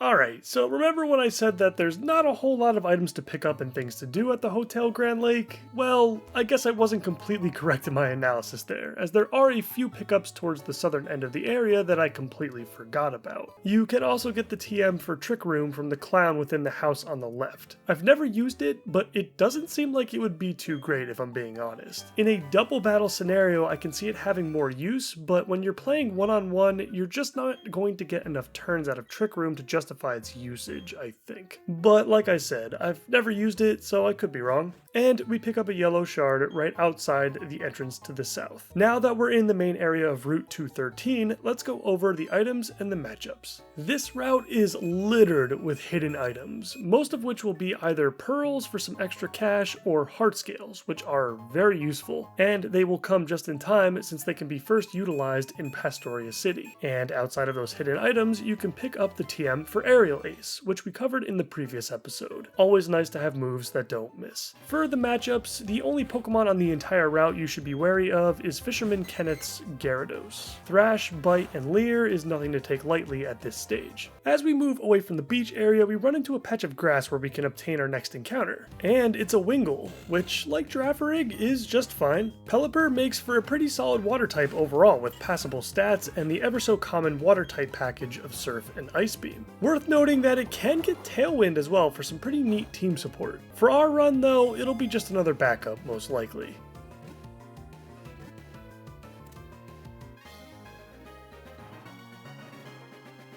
Well, that went pretty quick. We're already in Pastoria. This has to be one of my favorite towns in the whole game if I'm being honest, if nothing else but for the very useful conveniences that it provides. Starting with the berry patch that can be found right in town, you get 2 person berries out of it, which is always nice as confusion can be a pretty common status condition to encounter in most Pokemon games.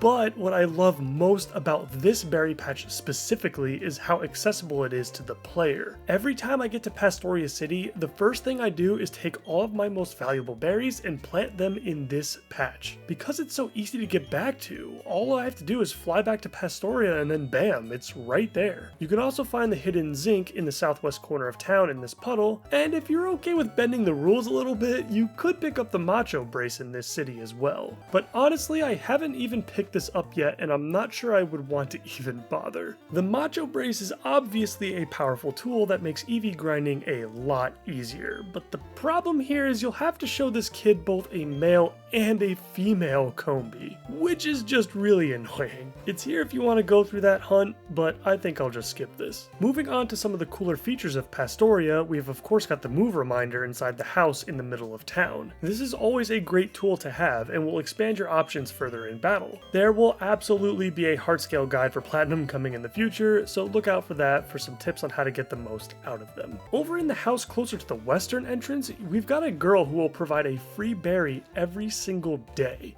But not just any type of berries. These berries will reduce the incoming damage of a super effective attack by 50%, and there's obviously one for every type. Super interesting and totally worth it in my opinion. And this free berry each day is even more relevant considering that they cannot be found anywhere else in the general overworld. The only other way you can obtain these berries is from specific wild Pokemon, each having only a 5% chance of holding one. I would personally recommend trying to get back here each day if you can. Now that we have Fly at this point, it makes it pretty painless. And finally, you can obtain an encounter here if you don't already have a Magikarp or a Remoraid. I will not be picking up either one for this playthrough, as Magikarp is now banned in more of my general Nuzlocks, and I don't really care for Remoraid all that much. Octillery is a very weird Pokemon that can be okay, but there are obviously plenty of other water types out there that will outperform the Octopus. With the most significant stuff covered now, let's grab our encounter from Pastoria's famous Great Marsh. I am absolutely not going to go over this place in fine detail, because honestly that probably deserves its own video. What you really need to know as a Nuzlocker is that you don't really have too much control over what Pokemon will show up here. There are several different ways to manipulate this. Kinda. Like I said, I'm gonna try to make this quick. For me personally, I'm going to take a look at what's out there with the binoculars, pick a spot, and just hope I get something cool. What I will definitely go over are the plethora of items you can obtain around the marsh. And there's a lot. Starting with Area 6, which is the area right outside the entrance to the marsh, you can obtain a random shard from this Ace Trainer here. And I believe this is another daily as well. Another reason to come back to Pastoria on a daily basis. You can also grab the red shard in the southeast corner of the whole marsh. Moving into the next area, which is right above where we just were, we actually ran into our encounter first, because I forgot to pop another Repel before falling into the mud. And it's a Tangela. Both Tangela and Tangrowth are very solid Pokemon despite their poor typing in grass. Okay, I guess they're slow as well, which doesn't usually add up to a very useful Pokemon, but these two are a bit different. Stats are great, and also very unusual for the grass typing. They definitely mix things up a bit in that respect. Tangrowth in particular makes for a fantastic addition to any Sun team, as both of its abilities are extremely useful in that setting. Chlorophyll is especially great at making up for this line's poor speed stat. And there are some fantastic coverage options here as well, which most grass types do not usually get. Moves such as Ancient Power, Earthquake, Aerial Ace, Brick Break, Shockwave, and even Rock Slide. And since both of their attacking stats are excellent, you can mix and match with whatever you prefer. Back in the Great Marsh, and we slowly but surely slog through the rest of the bog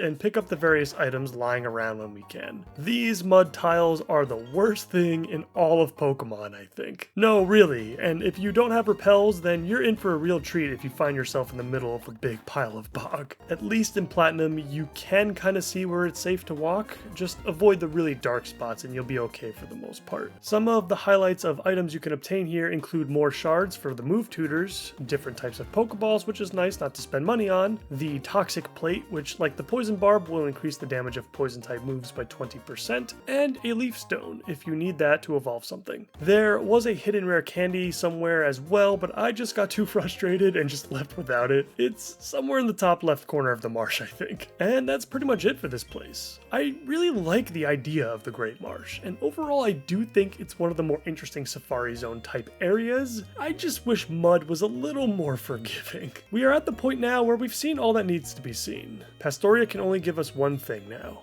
A badge. But, quick warning before you continue, you will be challenged by Barry right outside of the gym as you try to enter, so be prepared. He's still not at his very best just yet, but that doesn't mean you shouldn't come in with some sort of plan. Luckily for us, we have perfect answers to basically all of his Pokemon minus his Staravia. No team review needed for this one. Let's get into it. Barry leads with Staravia as usual, and we lead with our Drifblim. The big advantage for us here is our Drifblim's Shockwave, which is not only super effective against Staravia, but will also completely ignore any double teams that come out. And that is basically exactly what happens here.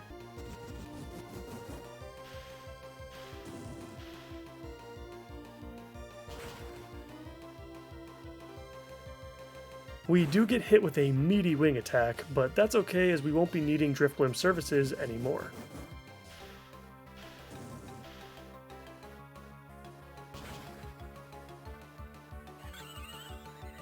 Now all that's left are Barry's standard starter trio types of water, grass, and fire, and since we also have those types, the rest of the fight should be fairly straightforward. Roselia has no issue whatsoever dealing with Barry's Prinplup with Giga Drains.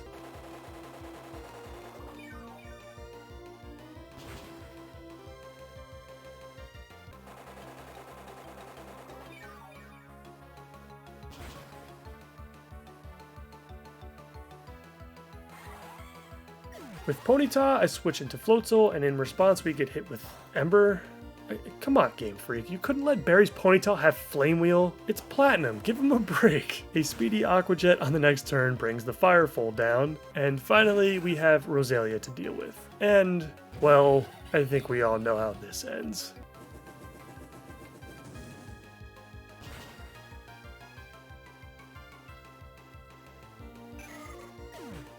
Another rival fight in the books. He'll definitely get a lot stronger in the next few fights, and I'm looking forward to the challenge. Now that Barry has fallen, it's time to take on his idol in Crasher Wake. Be wary of the trainers in here. Each one has something that can deal a reasonable amount of damage to your team if you're not paying attention, especially the Gyarados and the Whiscash. And with all of the trainers in the gym puzzle taken care of now, it's time for another team review. We obviously took the time to train up a bit before this fight so we can catch everyone up to speed, including our new Bronzong, who will be nice to have as a lead and a pivot for this fight. I'm going to use him to eat the incoming Intimidate from a Gyarados and throw up a Reflect to start the fight, since the bulk of Wake's attack power will come primarily from the physical side. I will then switch into Roselia to potentially sweep the rest of the fight. This is all completely dependent on how the fight against Gyarados goes, but the idea would be to set up Leech Seed and take him down with Giga Drains. By that point, I'm probably going to have to switch back into Bronzong and hopefully get off another Reflect against Floatzel, and then switch back into Roselia to see if I can bring it home with more Giga Drains. And then Quagsire will of course go down to a single Giga Drain or Magical Leaf. If I need more help on Floatzel, I have quite a few backups, starting with Drifblim, and you'll notice that I've equipped that Yachi Berry we received from our Starly at the very beginning of the run. This should allow us to easily tank an Ice Fang, and then a Shockwave should finish the rest. We have our own Floatzel obviously, which could potentially get one hit off at least, and we have Scyther as well. Although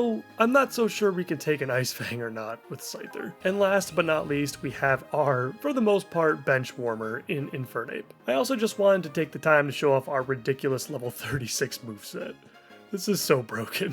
Alright, enough chatter. It's WrestleMania in Pastoria, and I'm not leaving here without that belt.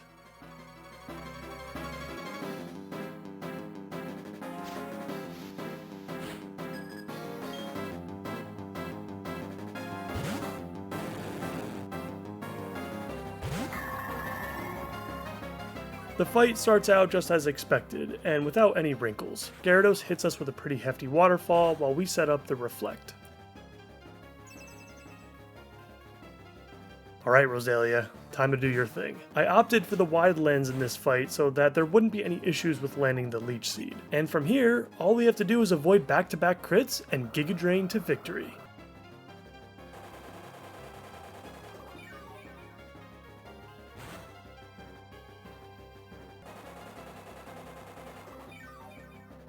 On our last turn of Reflect, Gyarados goes down.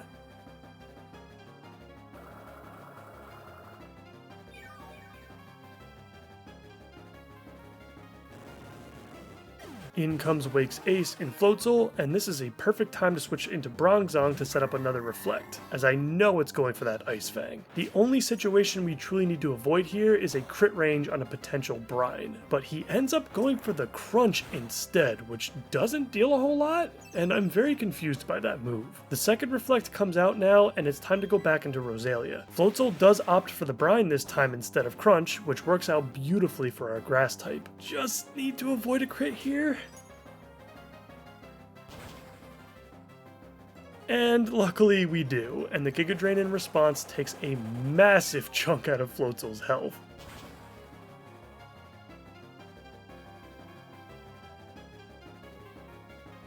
Healing us back to full in the process. After the Citrus Berry does its thing, we go for one more Giga Drain, and thankfully no drama.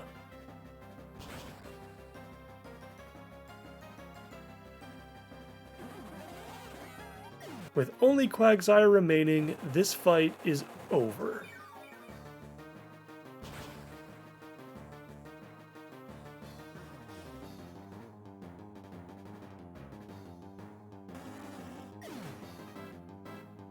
I've been very good at not jinxing us so far, but I just can't help myself right now. We are absolutely dominating these fights. Let's see if we can keep this up for the rest of the run.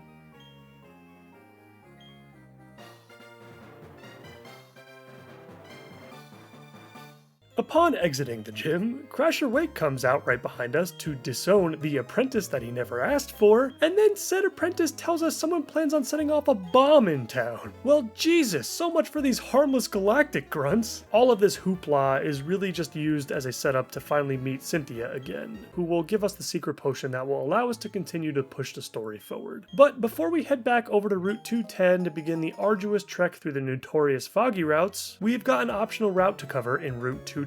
While Route 212 may not be required, I highly recommend exploring this route to the fullest, as there are some great features to utilize here, including one of the fastest ways to make money in the entire game. More on that in a minute. You may have also noticed that I replaced Scyther with our Ralts. I just wanted to mix things up again, and I also have very little experience with Gallade, and I would love to see how powerful it really is. Starting with the southern half of this route, I'll mention real quick that it is rainy, so be aware of that, and there are water types on this route this time, so pretend those Pokemon get a 50% buff in damage when you're going through here. And there are some pretty good battles to be had as well. Ranger Taylor right outside of the gate is rocking a Carnivine and a Luxio, with the Luxio in particular hitting pretty hard. 2 of the 3 fishermen on this route are sporting Gyarados, and Collector Dean is using an Umbreon and an Espeon. More and more evolved Pokemon are showing up in these random trainer battles now, so don't let your guard down. The items on this route are a pain in the ass to get, as some of the good ones are hidden within the mud. I definitely got a lot more frustrated with this muddy area than I did with the Great Marsh,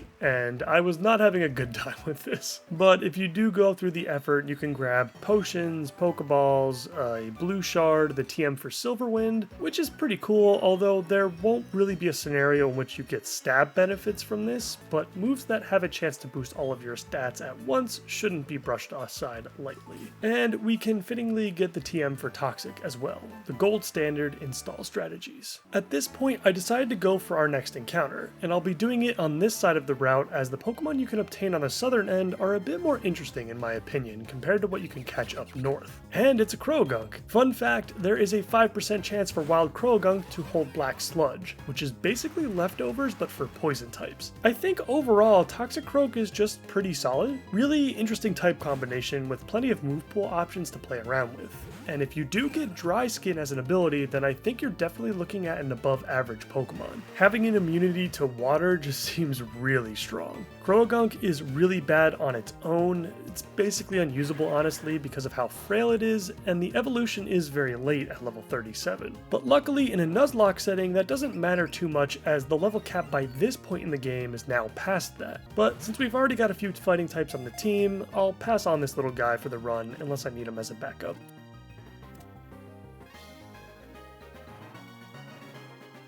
Finally almost done with the southern end of this route, but there is one more thing to take care of, and that is to evolve our Curlia. The Dawn Stone can be found in a pile of mud as soon as you enter the route from Pastoria, pretty much in the top left corner here. I think Gallade will be here to stay.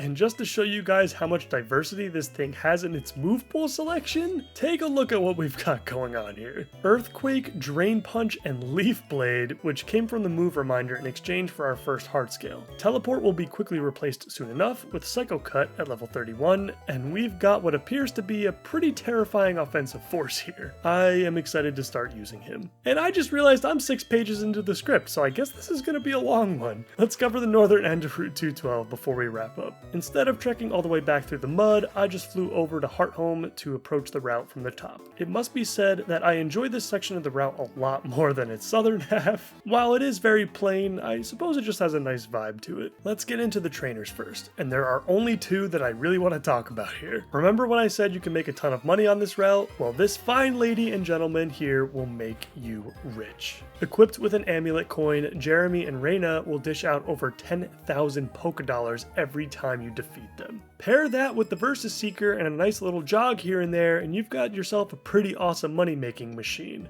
This is normally the point in my playthrough where I stock up on a bunch of those fantastic Game Corner prizes to better prepare myself for the rest of the run. Definitely utilize these 2 to your advantage. We've got a couple of simple items here in a Citrus Berry and Green Shard, and it is possible to obtain the TM for Sunny Day as well once you obtain Surf from Celestic Town, so come back for that if you're interested in running a Sun team. And last last but not least, we've got the Pokemon Mansion that the route as a whole is truly known for. There isn't a terrible amount of content here, but there are a few things to mention. You can pick up the Soothe Bell on the second door on the left side, which is great because there are plenty of friendship evolutions in this game as we've already gone over. And finally, there is a challenge you can do each day that involves battling these maids. There are 5 maids in total that you have to face back to back, and if you defeat them within a specific amount of turns, there will be a special battle with either Rich Boy Liam or Lady Celeste. What's special about Liam and Celeste is they each have a level 35 Blissey that's holding a rare candy. So not only do you get a ton of experience from defeating those Blissies themselves, but you can steal those rare candies as well with a move like Thief or Covet. And on top of all of that, you'll make a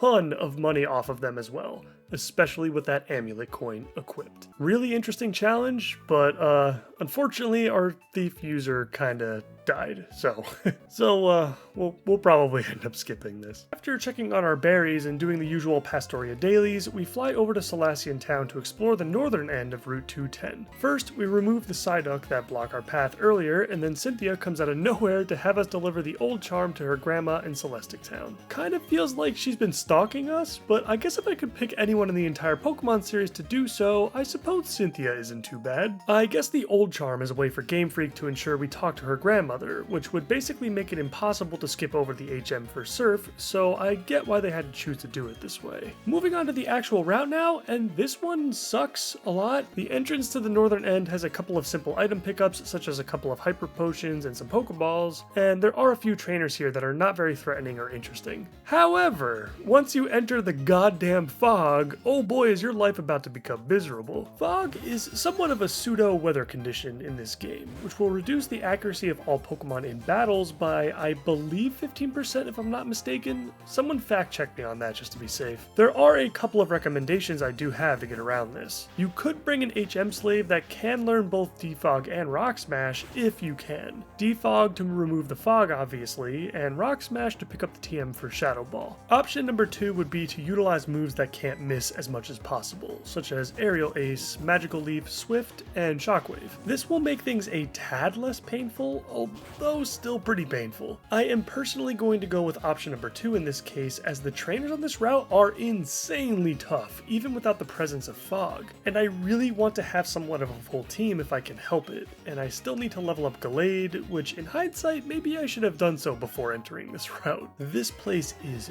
packed with ace trainers and other deadly threats. The double battle against Zach and Jen is particularly scary, and we not only almost lost a team member or two in this fight, but we could have potentially lost the whole attempt right here. The Raichu has Thunderbolt, and the Gyarados has Aqua Tail and Ice Fang. It really made me realize that the majority of the team is weak to electric type attacks, and outside of our underleveled Gallade and his Earthquake, we don't have a response to that typing either. We'll have to make note of that for later. But yeah, this fight is really tough, and it took forever with all the missed attacks.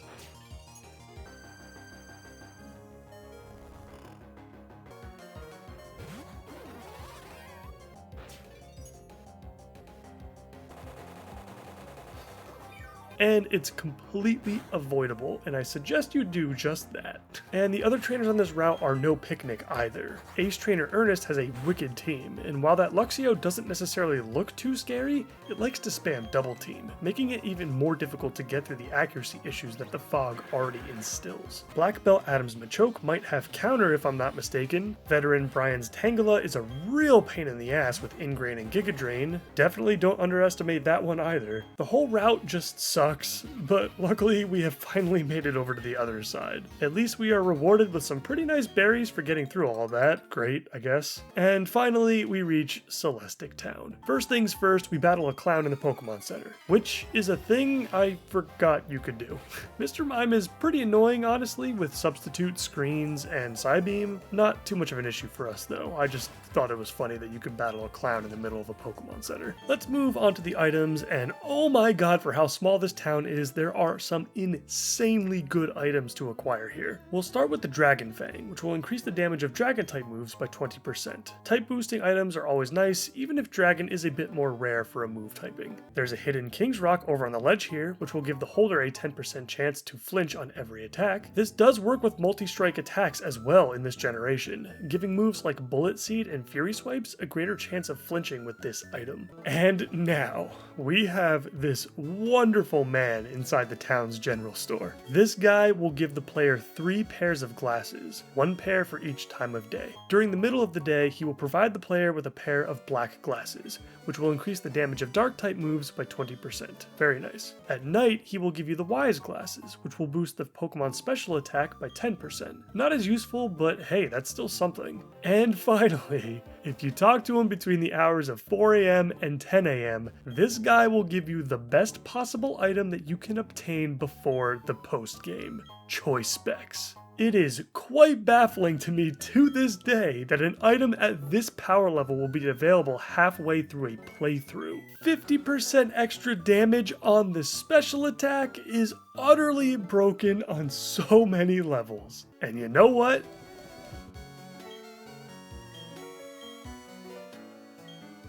I'm not gonna use it. I've got a taste of what this thing is capable of in my previous run, and it basically trivialized several boss fights and basically allowed me to crush most of the random trainers as well. If this is your first Nuzlocke, or at least your first time playing Platinum, I would obviously highly recommend this item.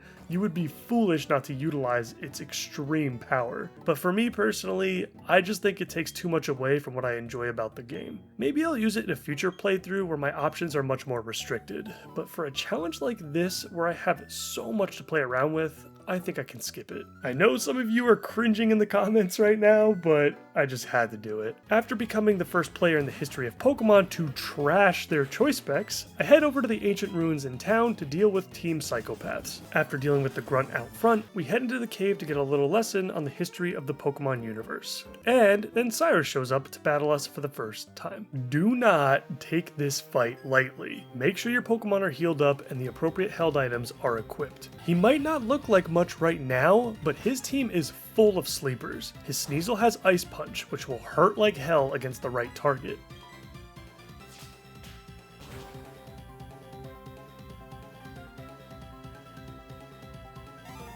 The Golbat is just fairly annoying like most Golbats are, but probably his easiest to deal with.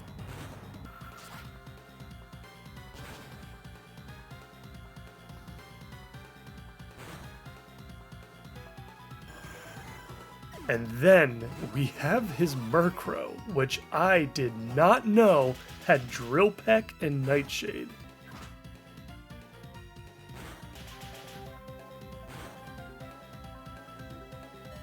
We don't have a good answer to flying types outside of our Drifblim's Shockwave, and for that I am kicking myself so hard right now for not taking the time to farm up some Thunderbolts and Ice Beams. This Murkrow wreaked havoc on my team, forcing me to awkwardly switch around several times until I landed on Drifblim again with the Reflect Up from Bronzong. Unfortunately, this Murkrow does not care about no Reflect, and our balloon friend deflates in front of us.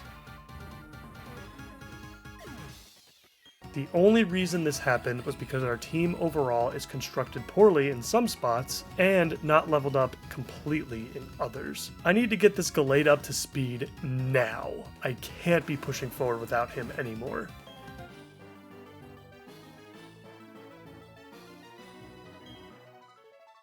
After the fight ends, Cynthia's grandmother gives us the HM for Surf, which is yet another incredible pickup. And with that, we are now done with Celestic Town. Not exactly how I anticipated our trip here, but I guess I got a little overconfident in the team. I'm taking our Wingull out of the box for now as our flyer for the time being. We'll reevaluate the team after the next few encounters. With the HM for Surf now in hand, there is a lot of backtracking we can do to access some of the items and areas that were previously unavailable. Starting where it all began, our hometown of Twinleaf is weirdly home to a hidden odd keystone, which you'll need if you plan on using Spiritomb in your run. Although I guess this is the second time you get one? That's strange, I suppose. Not sure why you would need 2 Spiritomb, but alright. Over on Route 204 you can grab an HP up,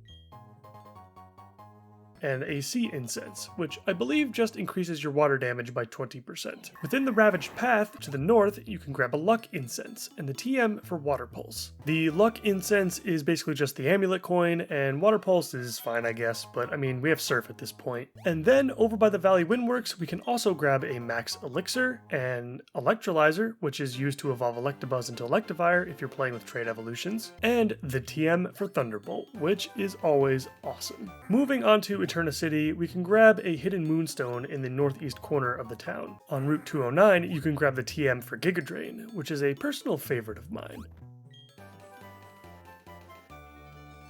Now on Route 214, we can pick up a rare candy. In Pastoria, we've got the Mystic Water, same thing as the Sea Incense, it just increases water damage.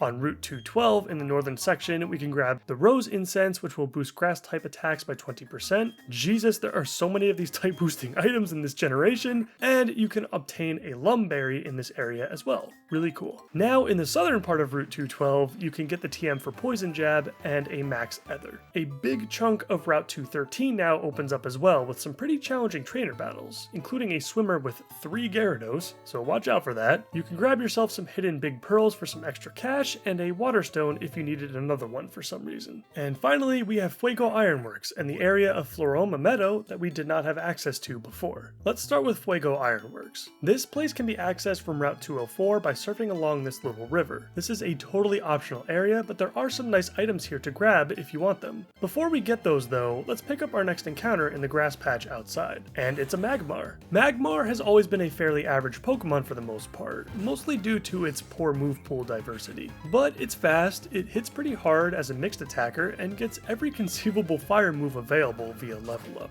And its value is definitely boosted a bit in this generation specifically, where fire types are much more rare and useful simultaneously. If you didn't go with Chimchar as your starter, Magmar is totally worth it, and that's even if you don't evolve it. Now if you do allow for trade evolutions, Magmortar is just fantastic. Better stats obviously, but the real improvement comes with the addition of a bunch of excellent coverage options that Magmar was lacking. Earthquake, Thunderbolt, and Psychic are just a few. It does suck that it loses some speed with its evolution, but it's definitely made up for in other ways. Now let's move on to the items. There's a berry patch right outside the building, most notably a citrus berry of course, and moving inside we can pick up a variety of pickups along the lines of shards and vitamins. You can grab another Firestone if you need it, although now that I'm thinking about it, a second Firestone may actually be completely useless. Flareon is the only one I can think of right now off the top of my head that would need this. Well, I don't know, maybe there's something in the post game I'm just not thinking about. Moving on, we can pick up a Rock Incense which boosts rock type moves by 20%, and finally, once we reach Mr. Fuego himself, we can grab the TM for Flamethrower, and he'll give us a star piece as well. Star pieces can be turned into Mr. Fuego on future visits, and in exchange he'll give you a shard of every color. Not bad. But the annoying part here is that you'll have to go through the entire spin puzzle maze in order to get back to him. And unfortunately, that also includes right now, like right after you get the star piece from him. I tried talking to him again, but he just won't take it, so I'm assuming I have to go back outside, come back in, do the whole thing over again, and then turn it in. And that's it for Fuego Ironworks. A neat little area tucked away in the deepest areas of a random route. I really enjoy finding places like this in Pokemon games, even if there aren't any story-related elements. We are now going to cross the river right outside of the Ironworks and go through Floroma Meadow's back door. Another really cool secret area that you can see from the other side so much earlier in the game. Not too much to do here other than to pick up a few items lying around. Be sure to use your item finder app on your Pokédex. There's a ton of hidden stuff lying around. In addition to the hidden honey, you can find a Miracle Seed, which will boost grass type moves, another Leaf Stone, I have no idea why you would need another one, but here you go, a Max Revive for some extra cash, a rare candy, a PP up somewhere in the middle of the meadow, I can't find it right now though for some reason, but I swear it's there, trust me. And that's pretty much it. Now that we're done with Floroma Meadow, you're probably thinking we're done with the optional routes that we can access now with Surf. Well, you would be wrong. There's even more to cover down to the south, starting in Sandgem Town. We've got 3 additional routes to cover before we head over to Canalave City. Routes that are probably often forgotten about considering they are optional. Starting on Route 219, we can pick up another encounter in Tentacool. It was either this or Finneon, and yeah, I'll take the tried and true over the painfully average. much. Tentacruel doesn't need much of an analysis. It's an insanely fast water type with great bulk on the special side. It can get cool coverage options like Giga Drain, so it's pretty flexible as well.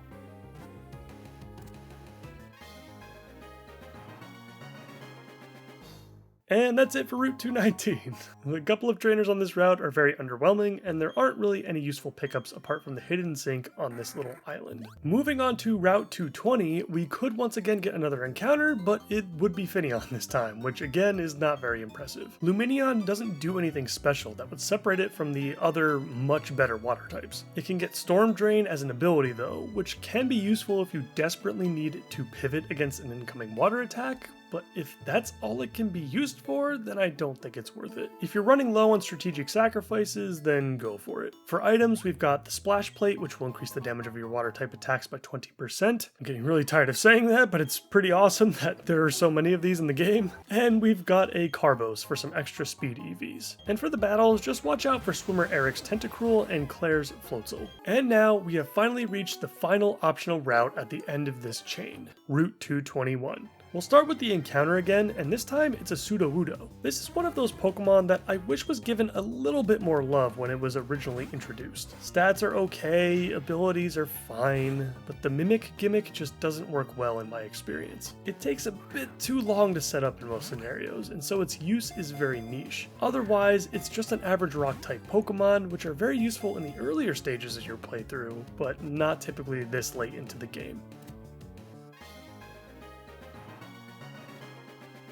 Regarding the battles on this route, you'll want to watch out for the ace trainers as usual. Jake in particular looks quite scary. And finally, let's go over the items, and there are a few big ones to go over. Outside of your typical berries and vitamins, you can pick up the TM for X-Scissor, the best bug type move you could ask for in this generation, and there are a few held items that can be obtained from the old man within this house. This house is special, and it operates similarly to how we obtained the choice specs back in Celestic Town. This man will offer 3 rewards to the player in total, granting the player one after the other each time they complete the old man's request. His request is to show him a Pokemon of a specific level, which can range anywhere between level 1 and 100. Now this sounds pretty difficult and annoying and just straight up inconsistent, but luckily there is a way to easily get around this. By changing the day on your device, whether on handheld or through your computer if you're emulating, the old man will ask for a different level. Eventually you will get the level that you need, and then you can grab your rewards. You will have to do this each time, so try to have all 6 of your Pokemon at different levels if you can to increase your odds of getting the level that you need. Well, that's all fine and dandy, but what are the rewards we get out of this? The first time you complete his request, he'll give you a Black Belt, which will increase the damage of fighting type moves by 20%. God, it just never ends. The second time you complete the request, you'll receive an Expert Belt, which will increase the damage of super effective attacks by 20%. And last, but definitely not least, with the third time you complete the old man's request, you will be rewarded with a Battle Tower item, the Focus Sash. A Focus Sash is a one-time use item that basically gives your Pokemon the ability Sturdy in addition to its other ability. An item that prevents death is certainly something you'd want to utilize in a challenge like this, and it opens up so many doors that could have otherwise remained closed. Now, unlike the other guy who hands out the choice specs, you can actually obtain each of these rewards from the old man as many times as you like. Once you get your first Focus Sash, you can keep fulfilling his requests and continue to get as many of these items as you want in the order that you obtain them. It is a bit of a slog since you can't easily fly back here, and you'll have to start back at the Black Belt and the Expert Belt first before you get the Focus Sash again. But just the fact that there's a way to farm Focus Sashes before the post game is so incredible. So a few episodes ago, I saw a few comments regarding Licky Licky and how it can actually pull its own weight fairly well. And I can't lie, I'm a little intrigued now. It kinda sucks that all of its setup strategies are locked behind egg moves, but this thing is just so bulky that running with Rest and Sleep Talk just sounds like a lot of fun. So welcome to the team, you big goofball. Let's see what you got.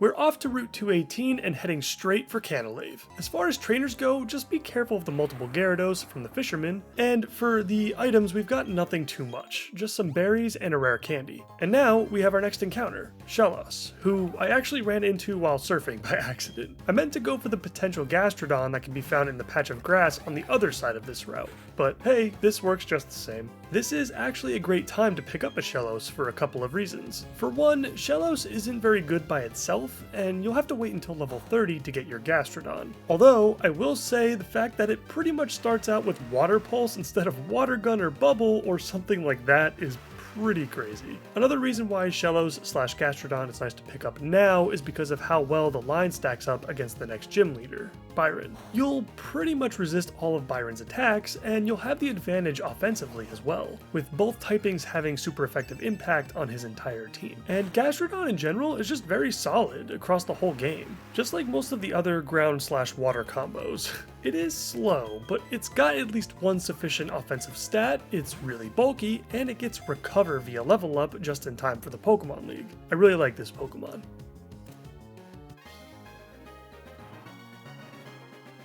And that's it for Route 218, a nice little route connecting Jubilife and Canalave. And speaking of which, we have finally arrived at our next major city. Canalave is an awesome Pokemon city, with some of the best music of any major town in the whole game in my opinion. It's a shame you don't spend too much time here, nor do you really ever need to return for any other reason other than to go back to Iron Island if you need to. Worth noting that you can fish up or surf for another encounter if you want to, but we've got pretty much everything available here already. Canalave City is also home to Sinnoh's Move Deleter, so now would also be a good time to remove any of those pesky HMs you've been carrying around for a while now. You can also pick up the TM for Skill Swap in the first house upon entering the city. Let me know in the comments if this has any use in this generation. There was some cool stuff you could do in Gen 3 with it, but I haven't looked into it as much in Gen 4 yet. And we can pick up the TM for U-Turn as well by surfing down the canal. But U-Turn will have to wait a minute, as in order to surf down the canal, we first need to cross the bridge, where our next rival battle awaits us. Let's get into a quick team review. Our newest team member in Licky Licky will lead us off against our rival Staraptor, which is great timing as we actually did not have a great special threat to handle that terrifying bird before the Goofy Boy joined the team. Heracross will be handled by Pelipper primarily, but if we need a backup, we always have Infernape as well, of course. Rapidash will be taken down by our trusty Floatzel, Infernape will take out Roserade with relative ease, and our rival's fully evolved starter can be dealt with using either Gallade or Roselia or both, whatever is needed to bring this one home. Barry has certainly come a long way since the last time we faced him, but as usual, I think we're fairly well prepared for this one.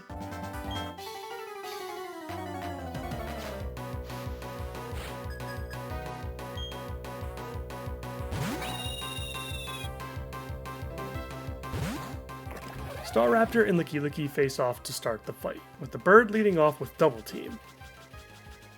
We go for the Thunderbolt, and it goes through.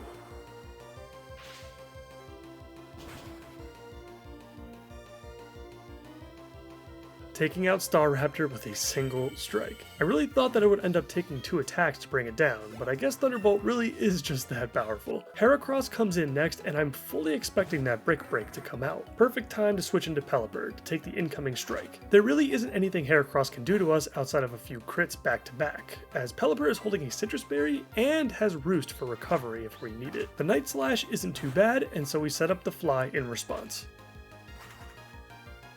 Thankfully, the Fly connects on our first try,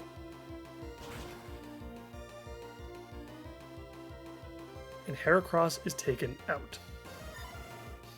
Barry sends in Rapidash next, which I found very interesting. I was expecting either of the other two honestly, as Rapidash is definitely his weakest option here. I'm not complaining though, and I decided to keep Pelipper in. I use Roost first just in case Takedown hits too hard and Surf isn't enough to get the job done. Let's see if this kills in one hit.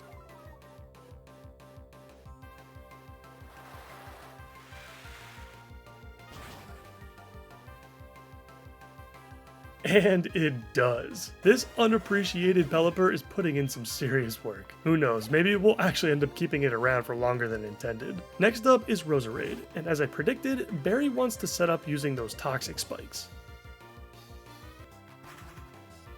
He very smartly goes for the second toxic spikes on the next turn, as he can't hit us with anything else anyway, and now our Pokemon will be badly poisoned now upon switching in. Luckily, our Fly does connect on the second turn, and it's actually almost enough to bring Roserade down from full. I'm very impressed considering Pelipper's physical attack is definitely in the mediocre range. And even better, apparently we kept our former Wingle's quick attack, which allows us to bring this one home without taking any more damage.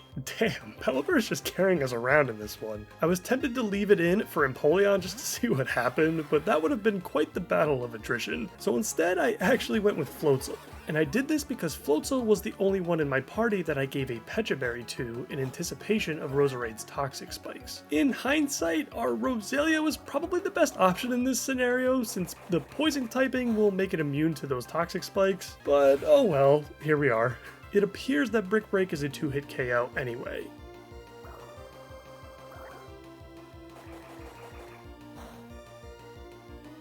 And no crits have come out in response. Empoleon falls along with our rival.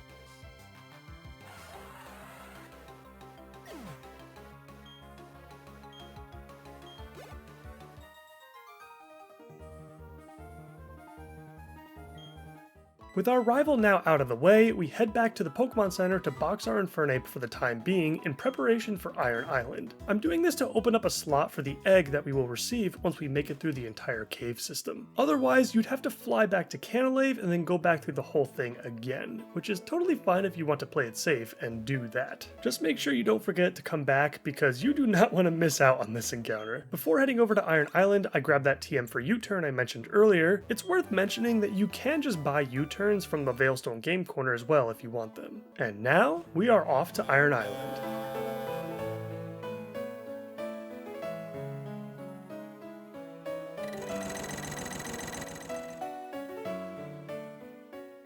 First order of business here is to pick up the hidden star piece within this rock and to obtain the HM from Strength from our new buddy, Riley. Riley will be accompanying us on our journey through Iron Island, and he brings with him a pretty powerful Lucario. I mean, it's kind of difficult to make Lucario suck. Everything that I said about Cheryl in our travels through Eterna Forest can also apply here with Riley. Iron Island is simultaneously fantastic and risky for grinding experience. On one hand, deleting Gravelers over and over again will net a fairly large chunk of experience per hour, while also netting the player a ton of EVs in defense as well. If you want to train defense, this is definitely where you're gonna do it. However, you need to be very aware that pretty much every Graveler you run into can and will explode if you cannot remove them with a single strike. Be very careful in here. It's nice that Riley heals up your team up after every single fight as well. I'm going to be rappelling through most of this area so that I can save my encounter for the egg that we will receive at the end. But if you want, it's worth noting that you can obtain a Steelix in the wild on one of the lower levels of the cave system.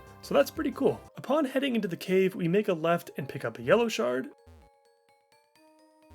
I think we've got a pretty sufficient amount of these now, and the Protector, which will be used to evolve Rhydon into Rhyperior if you're playing with trait evolutions. Now going back out and over to the right side, we can pick up some common miscellaneous items, and a hidden star piece, which we can turn in for more shards if we like. And now we head down to the next floor of the cave, where we have 2 more stairs to go and explore. On the right side, we've got a couple of trainer battles, the TM for Irontail, which I've never really gotten much use out of just because of how inaccurate it is, and an elixir in the top right corner.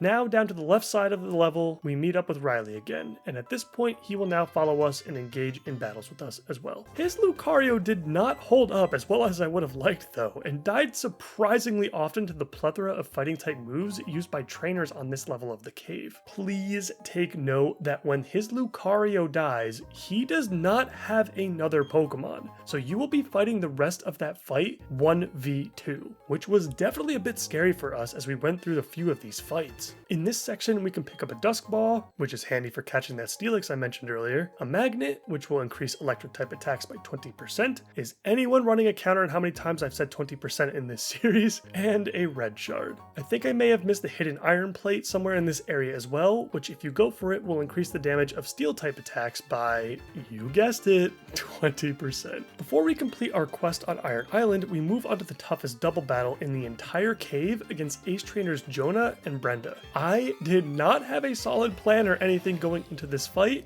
and that is not the mindset you should have here. This team is rough, and again, if Lucario goes down, you will be forced into a 1v2 for literally the rest of the fight. So have a goddamn plan. For us, the Lopunny and Quagsire did go down fairly easily. However, Medicham's high jump kick takes Lucario out, and now I've got to tackle 4 more Pokemon by myself. Speaking of that high jump kick, I used fast forward way too liberally in the beginning of this fight and only realized that this is what happened to Lucario after rewatching the recording. So, at the time, I stupidly switched into our Licky Licky because I thought his bulk would be the best chance we had of getting through the rest of this fight.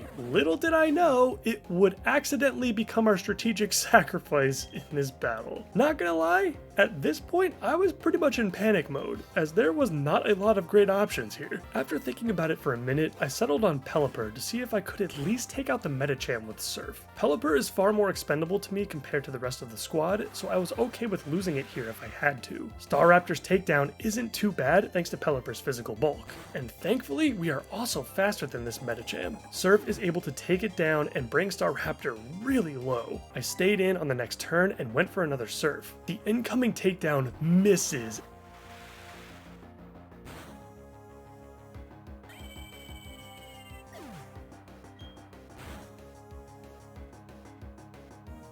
And a single Surf is enough to bring both Pokemon down. With only Hippopotas left, Pelipper is once again able to save our asses. I cannot believe I allowed myself to lose another Pokemon to another random trainer. These fights are no joke in this game, and this is the whole reason I decided to go over them with a little more detail throughout the walkthrough. Sorry, Licky Licky, you never had a chance to really shine.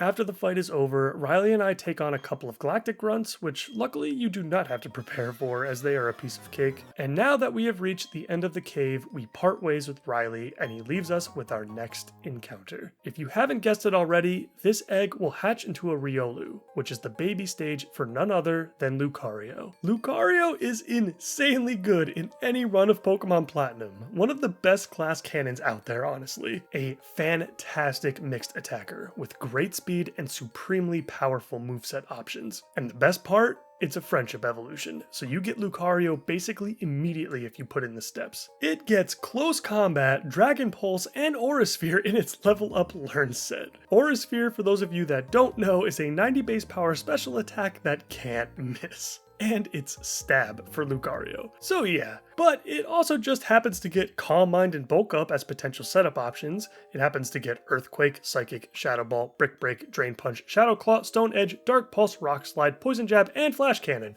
And holy shit, that is a crazy coverage list. You ever wanted a Pokemon that's really fast, hits really hard with any single attack, and literally just gets any attack it wants? Well, I've got the Pokemon for you. I haven't decided if I wanted to use it yet or not in this run. I'm leaning towards no, just because we've already got 2 fighting type slots in our party. Moving on to the final few pickups before we say goodbye to Iron Island, in the last 2 rooms we can pick up the Shiny Stone, which will allow us to finally evolve our Roselia, a Metal Coat in the next room, along with a Hidden Nugget for some extra money.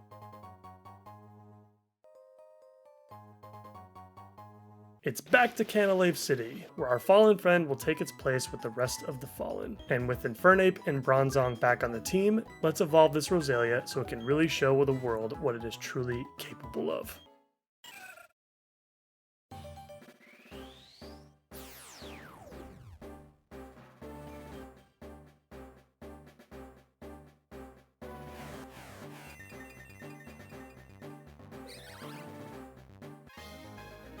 Worth noting that I am skipping out on learning Synthesis via Level Up, as I think I'm going to go with a more offensive approach with this Roserade. I always have the option to learn it again via Move Tutor if I change my mind later. With the team basically all leveled up from our trip to Iron Island, it's time for the fight for badge number 6, Let's get into a quick team review for Byron. Alright, are you guys ready for this brilliant strategy? I'm gonna blow your freaking mind. Honestly, I wouldn't be surprised if your jaws hit the floor in pure astonishment and, okay, no, I'm simply going to remove the lock and key from Infernape's cage and unleash our fire monkey from hell. I've equipped the wise glasses just in case Steelix has a nature that favors special defense, but otherwise, let's get into Byron's devastation. And you know what? I'm not even gonna narrate over this one. Let's just watch together.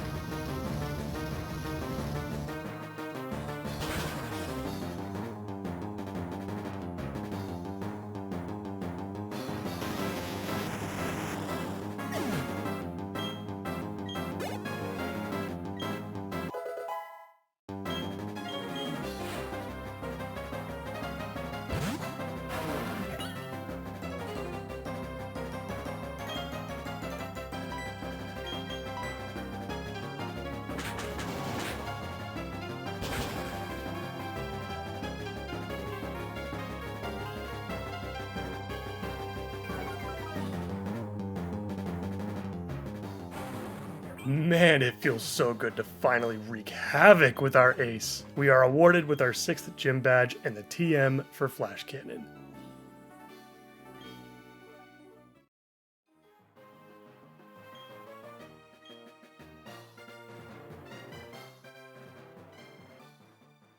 It's just about time to say goodbye to Cantilever City, but before we do, we have to go through somewhat of an in-game cutscene over at the library. Professor Rowan tasks each of us to head over to one of the region's major lakefronts, another bomb goes off, and we are back on the move again. Before we head over to Lake Valor to deal with Saturn and company, we are going to take a quick pit stop. I put Floatzel back into the box for now and replaced it with Sudowoodo for the time being, as we're really going to need an HM slave that can learn Rock Smash for us in the upcoming areas. Pelipper is already a water type anyway, and we really need to keep him around now as our flyer and surf user. Now for that quick pit stop. Since we have the HM for strength now, we can actually go all the way back to Orberg Gate to pick up a few items deeper within the cave. You could pick up an Earth Plate, which will increase the damage of ground type moves by some sort of percentage amount. I don't know, I can't remember off the top of my head. Someone in the comments let me know. And we can grab the TM for Focus Punch.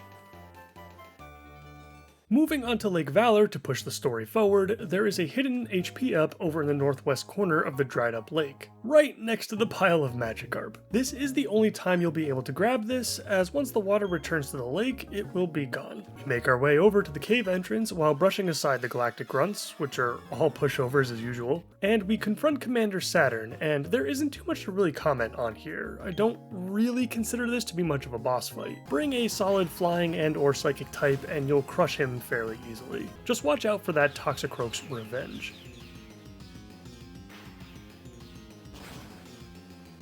Next up is Lake Verity, right outside of our hometown. Upon our arrival, a few double battles await us, but they aren't anything special, so don't worry too much. Hey Dawn, I see you struggling over there, and listen, I swear I'll be right back, okay? Alright, don't worry, hang in there, champ. I'm just gonna grab this. Okay, I'm coming. We face off against Mars for the second time, and she is far easier than when we first encountered her after obtaining our first badge.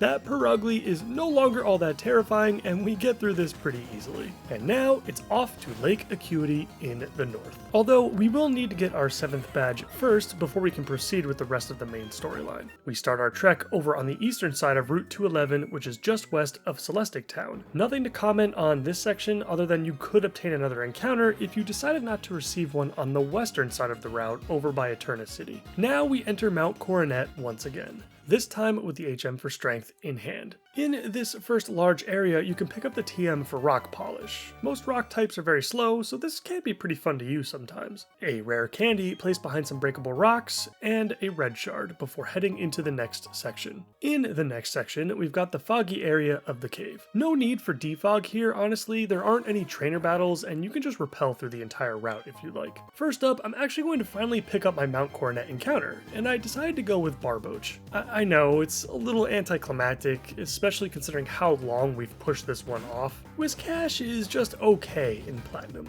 Definitely worse off though when compared to its situation in Emerald. Earthquake comes a lot later, like after the 7th gym badge level cap, and its offensive stats are quite poor. It does get the fantastic type combination of water and ground, but to put it as simply as possible, Whiscash just seems like a worse Gastrodon in almost every conceivable way. And that's pretty much another guaranteed encounter, by the way. But I do like it more than what I could have gotten, which would have been either Clefairy or Meditite, both of which can be great Pokemon, but I'm not looking for a normal type right now, and we've already got plenty of fighting types as well. It is worth mentioning, however, that you can pick up Feebas in this cave, which would absolutely be the best encounter you could possibly get in all of Mount Coronet. However, you do still have the 4 tiles mechanic, which I just didn't feel like going through this time around to obtain one, and since we are not playing with trait evolutions, I would be forced to evolve Feebas through Beauty, and I don't know what that takes in Platinum. I'm assuming I would have to farm up a bunch of specific type of a berry, which I'm not sure what the best one would be, and I'm also not sure if the 10 popping limit per Pokemon applies in Platinum as well as it did in Ruby, Sapphire, and Emerald. There's just a lot of research and work to be done to figure out the best way of obtaining Milotic. I'd like to play with it in Platinum one day, but that day is not today. We can also pick up a Max Elixir. There are not many of these in the game, so use it wisely. We can pick up Soft Sand, which will boost ground type moves by 20%, the Light Clay, which is a really cool held item that makes it so that your Reflect and Light screens last for 8 turns instead of 5. I really like having the additional turns to make that window much larger for setups and other strategies. And finally, in this section, we have a hidden rare candy right by the steps. We are now in the last small section before we hit the next route, and here we can grab the Nevermelt Ice from inside the adjacent cave, a hidden nugget for some extra money, and a yellow shard hidden in this rock outside of the entrance. We are out of Mount Coronet and onto one of my personal favorite routes in the game, Route 216. Such a pretty route aesthetically, a mountainous path leading to and through a snowy forest, and it has one of my favorite tracks in the entire game.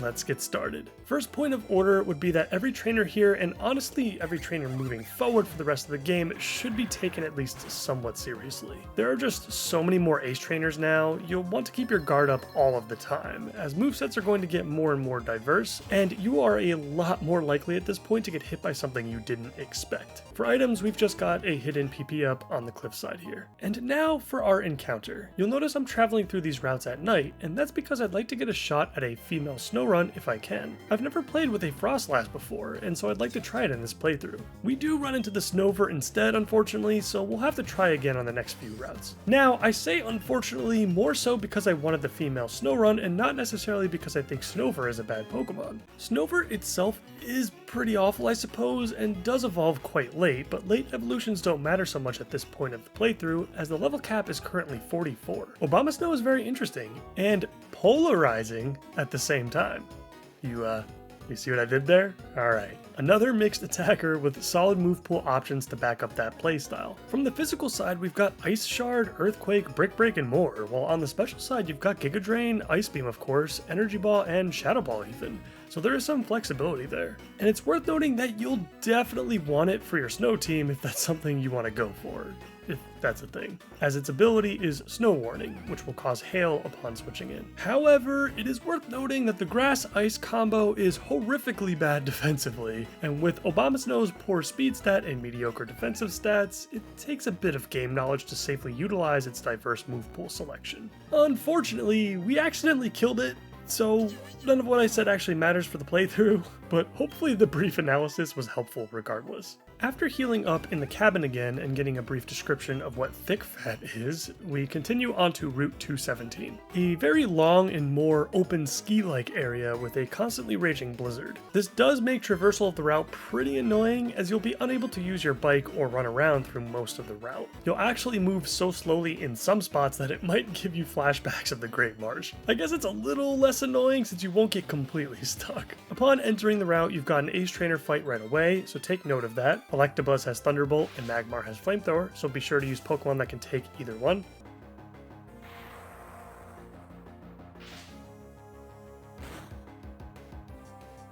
We could have lost our Infernape to a crit here, so that's not fun. And now we've got some items to pick up. A lot of the more generic pickups are hidden throughout the route in the snow, so be sure to use the Item Finder app constantly while walking around. You could pick up a nugget underneath the deep snow over on the left side of the route. The cabin, which is also on the left side of the map, has a hiker who is looking for his missing a gem for rock climb, which we can quickly find right outside the house just a little bit to the north. If you return to the hiker after picking this up, he'll reward your honesty with the Icicle Plate, which will boost your ice type attacks by 20%. We can also grab the TM for Hail just east of the hiker's house as well. Now moving over to the eastern side of the route, as we continue to head upwards as well, we can pick up a rare candy in the snow, and we can obtain the spell tag from a really creepy woman inside the house on the right side of the route. Really weird, this is just here, but I'll take another boost to the ghost type moves, I suppose. And right outside the creepy woman's house, we can obtain our next encounter. Before we do, it's worth mentioning that this is also the location of the Icy Rock, which can be used to evolve your Eevee into Glaceon. This is our second chance at a snow run. Let's see what we get. And while it is not a snow run, I will take a Swinub any day of the week. Swinub itself is quite bad, and Piloswine is just fairly average, I'd say, overall. But Mamoswine just seems very good overall to me. Incredibly powerful physical attack, it gets Ice Shard as long as you kept it from your Swinub, and Earthquake as well for the two fantastic stab options. Great bulk, passable speed, there's not really much to dislike here.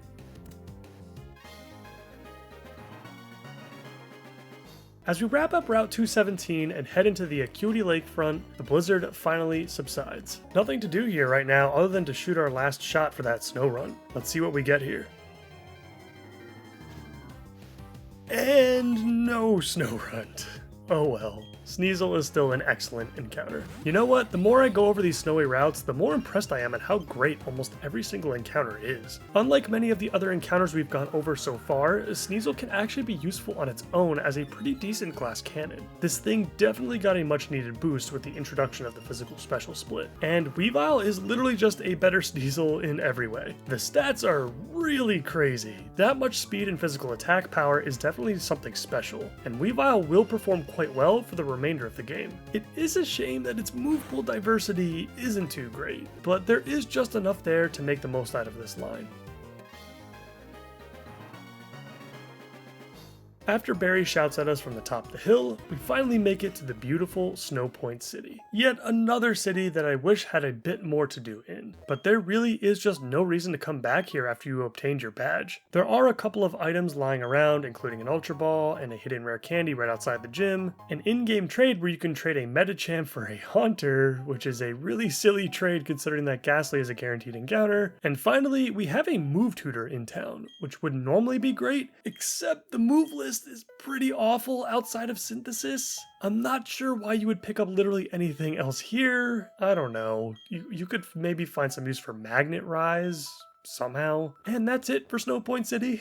I'm gonna go ahead now and take care of the training and preparations for Candace. I'll see you guys in a bit. All grinded up and ready for gym number 7. Note that every trainer in here is an ace trainer, so don't let your guard down. After taking on everyone in the gym and clearing out the various snowballs around the ice, it's time for a quick team review. Now, this is important. I am about to make this fight a hell of a lot easier than it normally is due to our Infernape. If you do not come into this gym with a reliable fire type, you will very much struggle. The Frostlass is obviously the scariest threat with the combination of Double Team and Snow Cloak, making it very difficult to hit Candace's ace. but don't ignore the others on the team either. That Earthquake from Piloswine will hurt a lot, as well as pretty much anything that Abomasnow uses. For our strategy, we're leading off with Infernape to take out Sneasel with an easy Mach Punch. We could take out the incoming Piloswine next with Infernape as well, but after the last gym, I'm gonna try not to make it all about Infernape. So instead, I'll use Pelipper to take it down instead. It's good practice for pivoting anyway. Abomasnow will be handled by Magmar because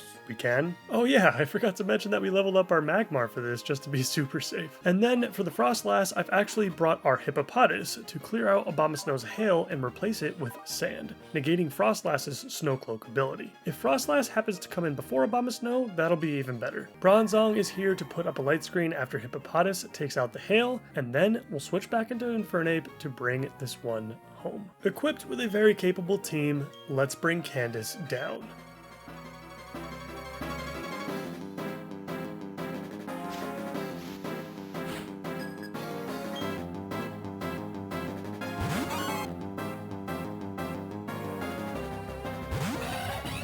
First matchup is Sneasel, but it unfortunately doesn't stand a chance against this priority Mach Punch.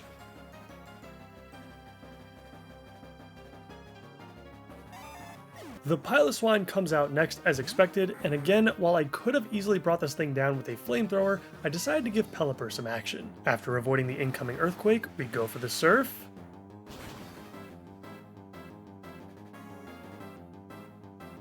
and Candace's second Pokemon falls. We actually get the Frostlass next, which is nice because now we don't have to worry about the Hail coming out from Abomasnow. I switched into Bronzong as originally planned, and threw up a light screen while Frostlass went for a few double teams in a row. This might get a little scary, but with everyone on the team fully healthy still, I think we can manage. I switch Infernape in now to take the incoming Shadow Ball.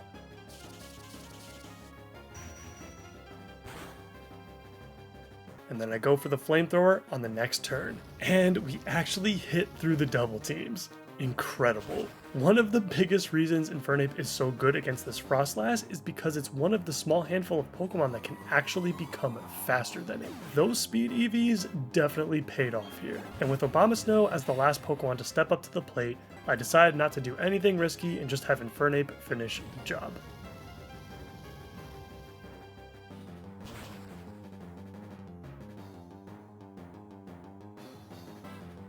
Sorry Magmar, you were basically leveled up to be a benchwarmer. And no, I will not be taking Fire Spin at level 45. You know, that just got me thinking, why is Fire Spin often learned so late for so many Pokemon? It's an awful move with nearly 0 scenarios in which it can be made useful. Anyway, we are awarded with our 7th badge of the run and the TM for Avalanche.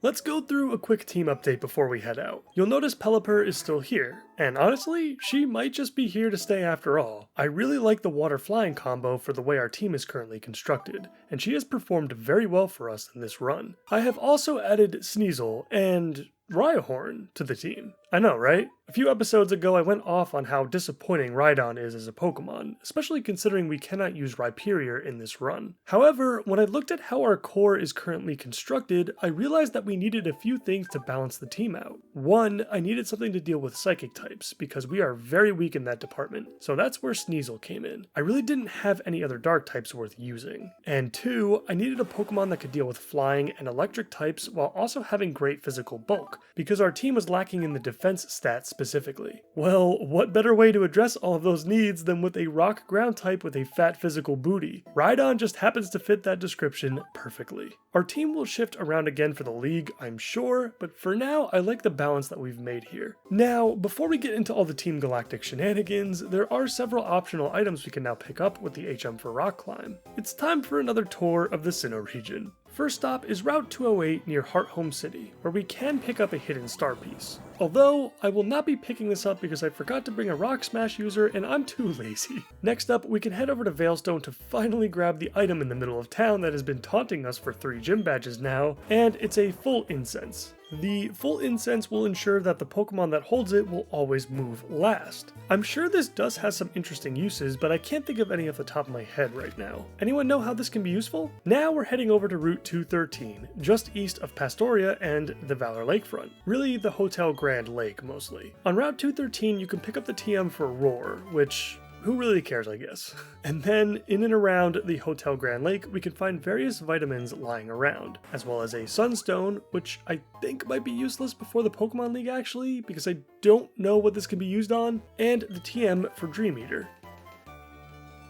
Next, we have the notorious Foggy area on the northern end of Route 210, where we can pick up another shiny stone. This one is actually useful because it could be used to obtain Togekiss if we want it, and a zinc over here on the ledge. Moving to the eastern side of Route 211, which is just west of Celestic Town, we can pick up the TM for Psychic. But again, too lazy to grab a Rock Smash user? God, I hate HMs in this game, so we'll leave it here for now. I might come back for it later. And finally, we end our trip on Route 216, where we can grab a Mental Herb, HP up, and the TM for Ice Beam. Thankfully, no Rock Smash needed for this one. The tour is over. Now let's get down to business. With Rock Climb, we can now access Lake Acuity, and right before we head in, we can pick up the Reaper Cloth, which is used to evolve Dusclops into Dusknoir when traded. This won't be of any use for us in this playthrough. Heading into the lake area, we witness a little boy become a man, and then we head across the lake to grab the TM for Blizzard. And this just occurred to me. I believe that the lakefront and the lake itself are technically two separate locations, which means we can actually guarantee that snow run we've been hunting for this whole time. There's just one problem. It's male, which means it will not evolve into Frostlass. Damn it. I'm not interested in using Glalie this run, especially with the other great Ice-type options we already have at our disposal. We can now finally begin our Team Galactic episode. I fly over to Veilstone City to approach the Galactic HQ building, speak to a grunt whom we've beat up before, Looker shows up and does almost nothing as usual, and we enter the Team Galactic warehouse now to begin our primary mission. Upon entering the warehouse, we can grab a Dusk Stone. Again, another stone that may not actually be applicable before the post-game. I'm not positive though, so please let me know if I'm forgetting about somebody. We can grab a Zinc over in this room, taking on grunts along the way, none of which are actually any threat as usual. We've also got the TM for Snatch. Now, does anyone know if this move actually steals the opponent's status move, or does it just copy it? I think this could potentially see some use against opponents that love to use a particular type of setup. This move would have been sick in Emerald. We can also pick up a Dubious Disc, which is used to evolve your Porygon 2 into Porygon Z. And now back over in the warehouse, we've got the TM for Sludge Bomb. Very powerful in the hands of a special poison type user, like a Roserade. After grabbing the Galactic Key nearby, we leave the warehouse and head over to the Galactic HQ main building. And we just walk right in without anyone batting an eye. Seriously, I just breached through your primary entrance without an alarm or anything. Even this guy is just like, yeah, whatever man, do your thing. Here we can pick up some miscellaneous items like a Max Revive for some extra cash and a Green Shard. Nothing left to investigate here, so we meet up with Looker again and listen to the greatest speech ever given by man.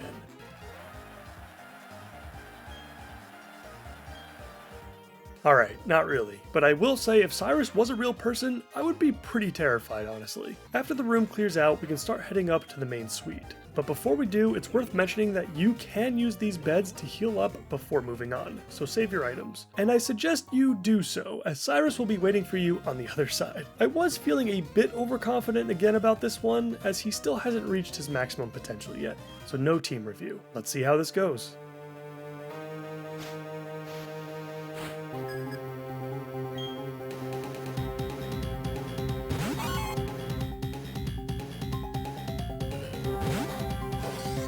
I led with Gallade against Sneasel, and after taking the incoming Screech, Gallade lands a nasty Drain Punch.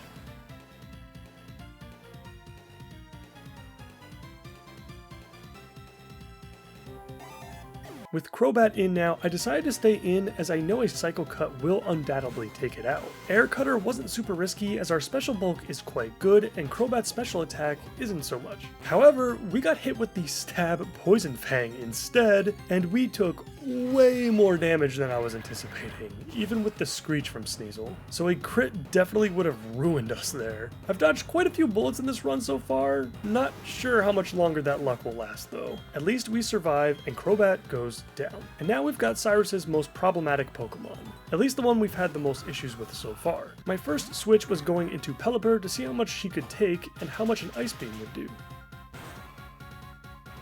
Drill Peck hits us really hard, like hard enough for a crit to take us out on the next turn if we get unlucky. I wasn't sure if we would be faster, so I opted to take the chance on the crit rather than go for the roost. And as it turns out, we are faster, and while the Ice Beam does deal a lot of damage, Honchkrow is left with plenty of health after the Citrus Berry.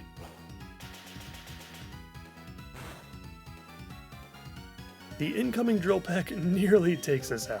I think I'm going to go for another switch here to see if I can avoid any more crits. Rhyhorn comes in now, and I am once again on the brink of punishment because I refuse to level it up and evolve it before coming in here. Feint Attack hits really hard despite our great physical bulk, and we are forced to avoid another crit. We are able to avoid death once again. Let's see what this Rock Blast can do.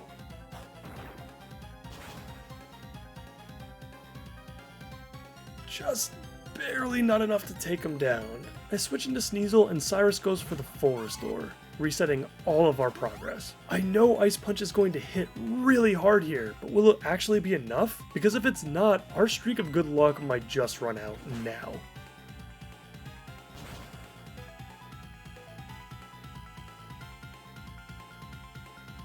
Okay, Sneasel coming in clutch with the crit, and the drama can finally subside.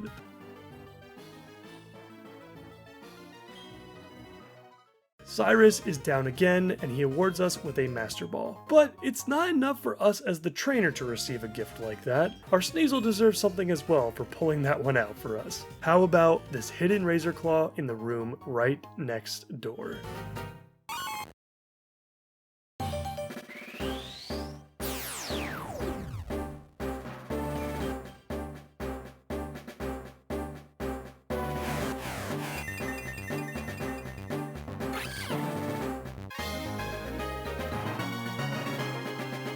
Let's let our new friend break in his new power. And I can't think of a better person to release Weavile on than Saturn. Saturn is sporting the same lineup we had back in Lake Valor, so similar strategies will apply. His Golbat gets absolutely annihilated by a completely unnecessary Never Melt Ice boosted Ice Punch. But with Toxicroak now in though, I'd rather not take any risks with our new weapon, so I switched into Gallade to take the incoming Brick Break.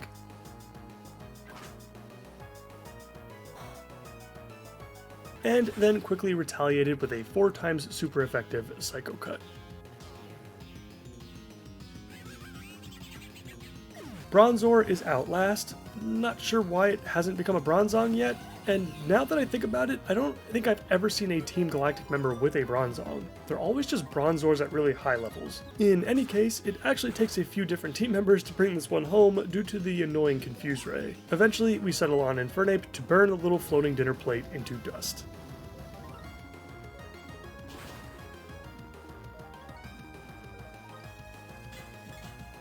After freeing the legendary trio from their galactic prison, we can now head out and make our preparations for the climax of the story. It's time to scale Mount Coronet one last time. You'll notice two main differences with the team. One, we leveled up and evolved our Rhyhorn, finally, and we were able to pick up Hammer Arm as a move as well. And two, we've replaced Roserade with Bronzong again, as Roserade won't be helpful against the next Cyrus fight.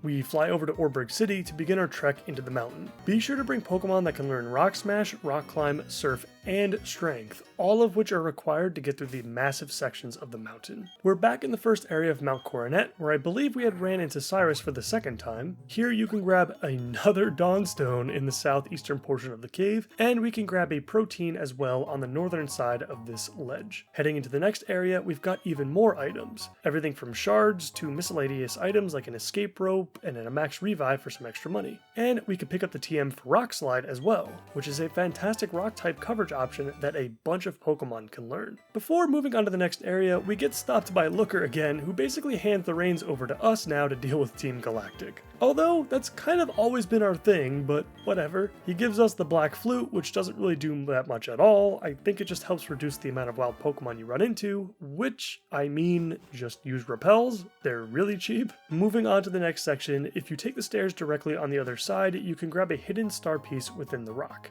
And once you start heading north and up the stairs, you'll finally start running into some galactic grunts. Some of them have Golbats now at least, but still not too much of a threat. And once a few of them have been taken care of, we reach Mount Coronet's summit, where the music really starts to intensify.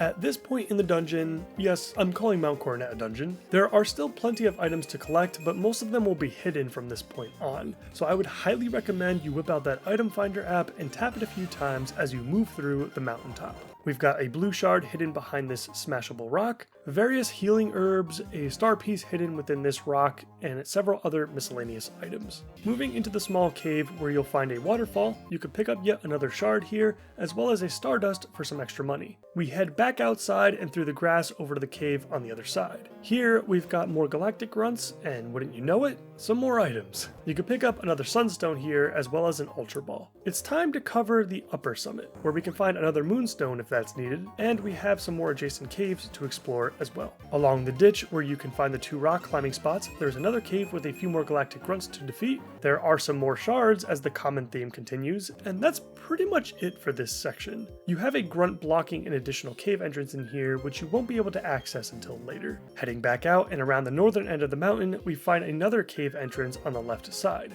with more galactic goons to push around. There is a hidden rare candy in the southeast corner here, so be sure to grab that. I think we have finally reached the top. Spear Pillar awaits us. We get treated to a quick double battle against some grunts, which is nothing different or special, and we deal with them pretty easily. And now, we've got our boss fight for the episode. A double battle against Team Galactic's Mars and Jupiter. As I mentioned in the previous episode with Mars, both of their teams are a lot less scary now than they were when you first encountered them. However, as it turns out, when you put them together in a double battle setting, it's a lot more challenging than you think it is. Remember, in double battles, your Pokemon individually become a lot more vulnerable, because you never know when both of the opposing Pokemon will jump on a single target. While this fight still isn't as difficult as some of the other fights around this section of the game, it should still be treated as a boss fight regardless. Barry and I open up with Infernape and Munchlax. Munchlax isn't too bad, honestly. Its body slam hits really hard and it's pretty freaking good at taking hits. I go for the flamethrower right away on Jupiter's Bronzor. The overall goal here is going to be to take out all of Jupiter's Pokemon first, and as quickly as possible. This way, we can create a 1v2 against Mars for the remainder of the fight. The first Bronzor goes down easily, and now the first Golbat comes in. I switch into Rhydon to take the incoming Air Cutter. Except, that's not actually what came out, and instead we get confused by the other Bronzor. After Munchlax deals a nice chunk with Body Slam, I forgot about this.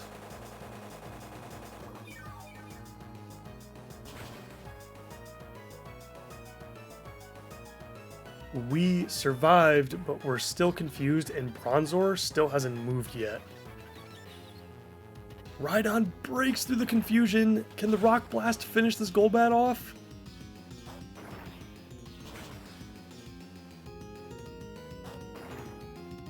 We get the 3-hit and Golbat goes down. But now the extra sensory comes out from Bronzor. And Rhydon holds. Wow, that could have been really bad. I gotta be more careful for the rest of the fight. I switched into Bronzong next so I could set up an 8-turn Reflect thanks to Light Clay. Unfortunately, this was yet another situation in which we could have died to a crit, but we are not punished yet again. Next up is Gallade to take the incoming Flamethrower.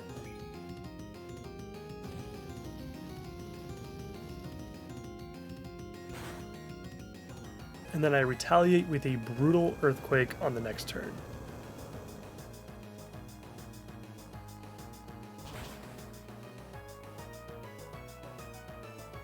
Taking out Jupiter's final Pokemon as a result. I tried to keep Gallade in to finish off Mars's Bronzor, but we hit ourselves in confusion and dealt way too much damage to ourselves. I probably should have used Persim Berries in this fight, in hindsight. I'll have to remember that for future runs. With Infernape in now, I go for a couple of Flamethrowers to finally take out this Bronzor.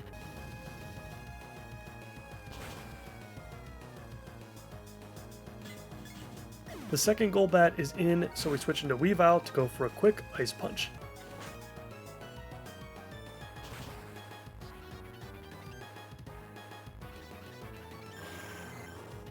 And last but not least, we've got this Perugly to deal with, and Pelipper is perfect for the job. With a big physical defense stat and Roost to heal us back up if we need it, it'll only be a matter of time. Perugly did rip through a few of Barry's Pokemon actually, which was a little terrifying to see.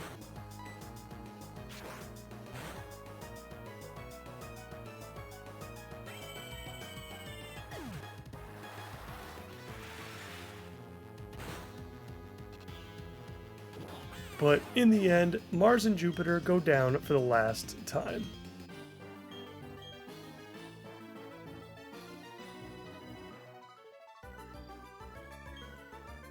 As you can see, despite ending the last episode atop Spear Pillar, getting ready to plunge into the bizarre location that is the Distortion World, we are actually back in a Pokemon Center at the moment. In my preparation for Cyrus, I realized that we didn't exactly have an optimal team to deal with a few of his threats, particularly that Gyarados. So I'm boxing Gallade for now in favor of Rotom. Gallade doesn't stack up super well against the majority of Cyrus's new team, and we could really use an electric type, especially one that is immune to Earthquake. After catching Rotom up to speed, we find ourselves back at the top of Spear Pillar. Thanks for waiting, everyone.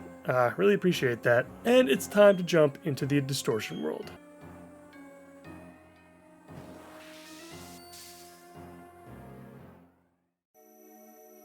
I'm not going to go over how to get through this place, as there are better videos out there for that, and even I still get lost in here, so it would probably be best that I don't confuse anybody. This place is pretty interesting your first time around. The different character perspectives and unique mechanics for the area are pretty entertaining. Once you go through it once though, it does get a bit old. You kinda just want to get through it as quickly as possible and face off against Cyrus. Hopefully after a few more runs, I'll have the route down to a science. The puzzle isn't too bad overall, and I do like how they incorporated the Lake Trio to assist. It's worth noting that you can push all 3 boulders down to the next level before you actually go down there to push them into their appropriate containers. Just a quick tip to save you some time here. After navigating through the rest of the world, we have finally reached our battle with Cyrus. Be sure to heal up and do your planning before you actually get to this point. There's no team review for this one, but the assignments should be fairly obvious just by looking at our current setup. Final battle against Cyrus is upon us. Let's do this.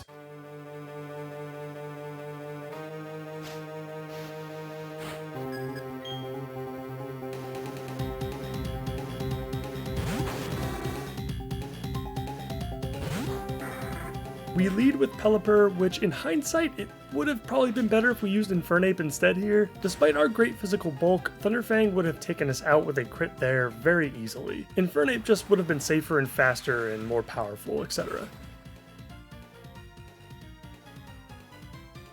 Nonetheless, the Surf is able to bring Houndoom down.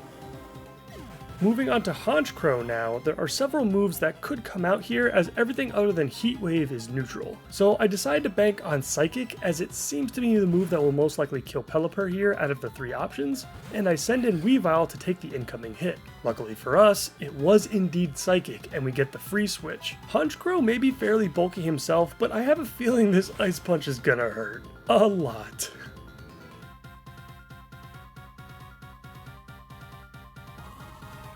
The big boss Pokemon falls, and Cyrus responds with his own Weavile, the scariest of the bunch. Normally, his ace requires a bit of strategy to ensure that you make it out without multiple deaths, or worse, losing the entire run. For us though, we've got the best counter to Weavile in the whole game. Infernape can take any single one of Weavile's attacks, and with a fist plate boosted 4 times effective priority Mach Punch, this Weavile does not stand a chance. With the worst of this fight now out of the way, Gyarados comes out as expected. This Gyarados was really the biggest reason why we went back for an electric type, as we did not have an easy way to deal with him without one. I cleanly switch into Rotom on the Earthquake, and then I go for the Thunderbolt. I made sure to train up Rotom's speed before this, just to ensure that we were going to be faster no matter what nature this Gyarados had.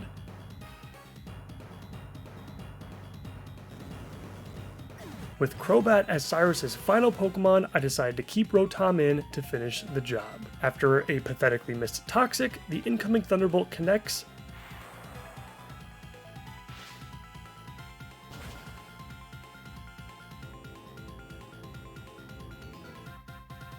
and Cyrus is finished. That would have been the cleanest Cyrus fight I have ever experienced had I just led with Infernape instead of Pelipper, but hey, I'll take it.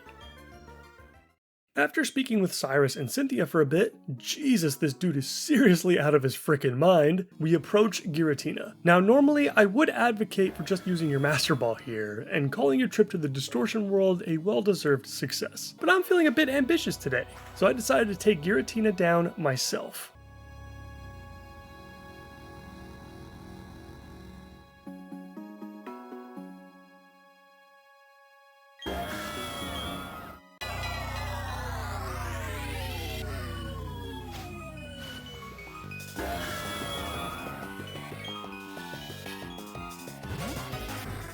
This would involve basically every single member of our party, and there was a lot of switching and pivoting involved to get around the various threats imposed on us by the Shadow Pokemon. Pelipper took out a decent chunk with Ice Beam, and then I eventually land on Bronzong to throw up a Reflect. Thank God none of these incoming Ominous Winds procced an Omni Boost, and none of them crit either.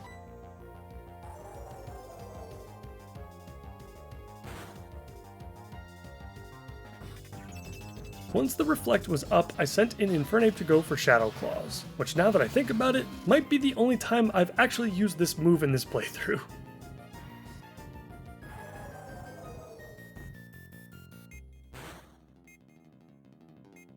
Nothing that Giratina had was enough to take us down, and Infernape's second Shadow Claw removes the Shadow Pokemon from existence.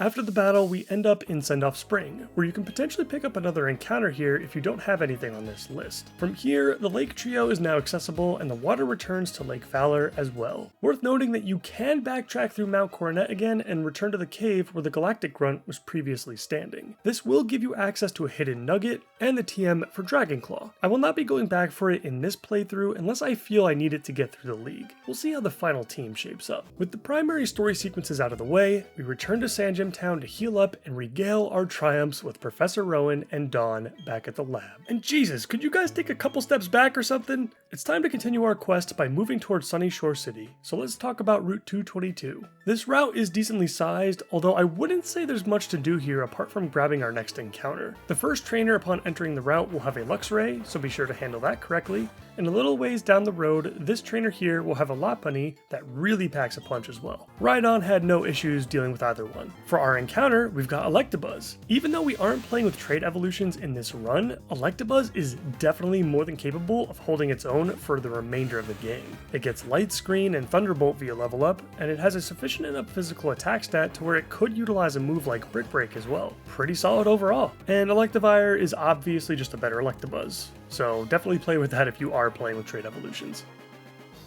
There are no items really to discuss, as everything on this route is very optional. There are a few hidden heart scales if you do want those, and you can pick up a couple of PP ups as well. And that's it. It's time to move on to Sunny Shore City. We are quickly interrupted by Flint, of course, who lets us know that Volkner is sulking over being too good for everyone else. Volkner is a pretty cool gym leader in concept, and I do really like his team. But talking to him in the lighthouse gives me Wallace-like vibes from Pokemon Emerald. Like, could you imagine if in Platinum they made Volkner the champion and Cynthia the red style fight at the postgame? Everyone would freak out. It's bad enough that Steven got replaced in Emerald, but replacing Cynthia could have very well ruined the entire game for a lot of people, I'm sure. Sunny Shore City is a pretty neat area with a nice technological theming. Compared to the other cities and towns in the game, content outside of the 8th gym is very optional though. You can grab a Thunderstone if that's something you need, and the Zap Plate to increase electric damage.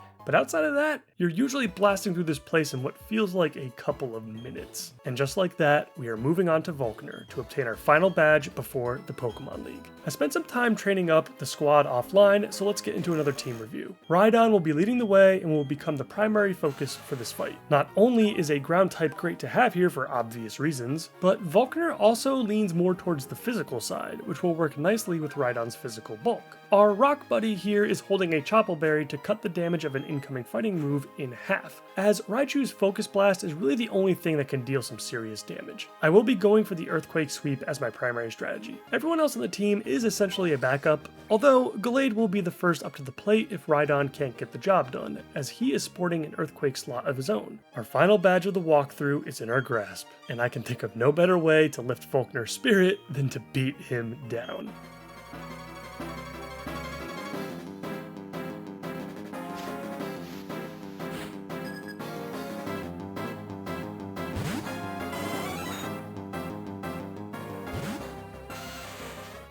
Leading with our Rhydon, we go for the first Earthquake on Jolteon. The Iron Tail does connect through that 75% accuracy and deals a bit more than I would have expected considering Jolteon is far more renowned as a special attacker.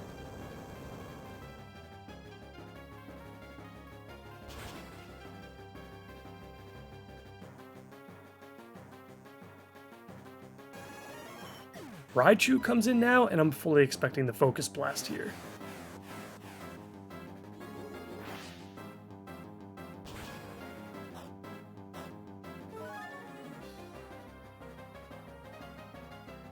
Raichu's attack doesn't miss and deals a huge amount of damage despite our Chople Berry. I'm starting to think I didn't prepare for this as well as I could have. I think I can take on Luxray at least, but I don't think Rhydon's going to be ready for Electivire. I probably should have used Gallade against Raichu instead, as the incoming Focus Blast would have gone against Gallade's much higher special defense, and it would have of course been resisted as well due to our Psychic typing.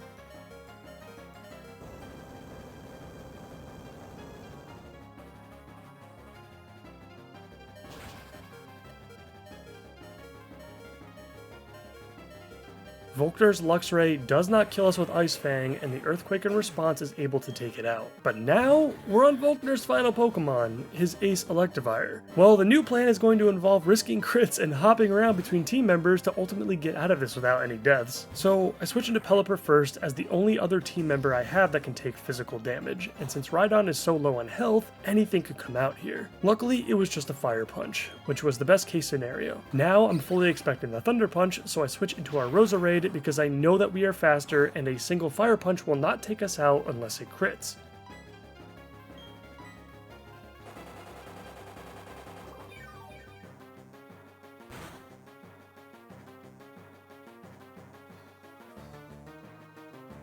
Our Giga Drain brings us back up to full. Please, RNGesus, please. Do not punish us today.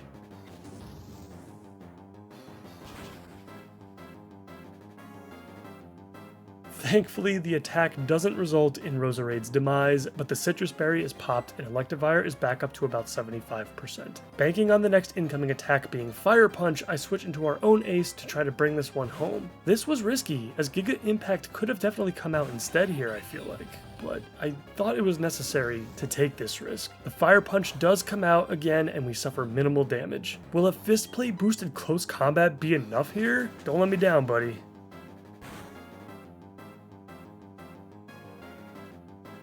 And Falkner goes down. Thank God we didn't lose anyone there. And despite my blood pressure rising a little bit, at least the fight made for a good story.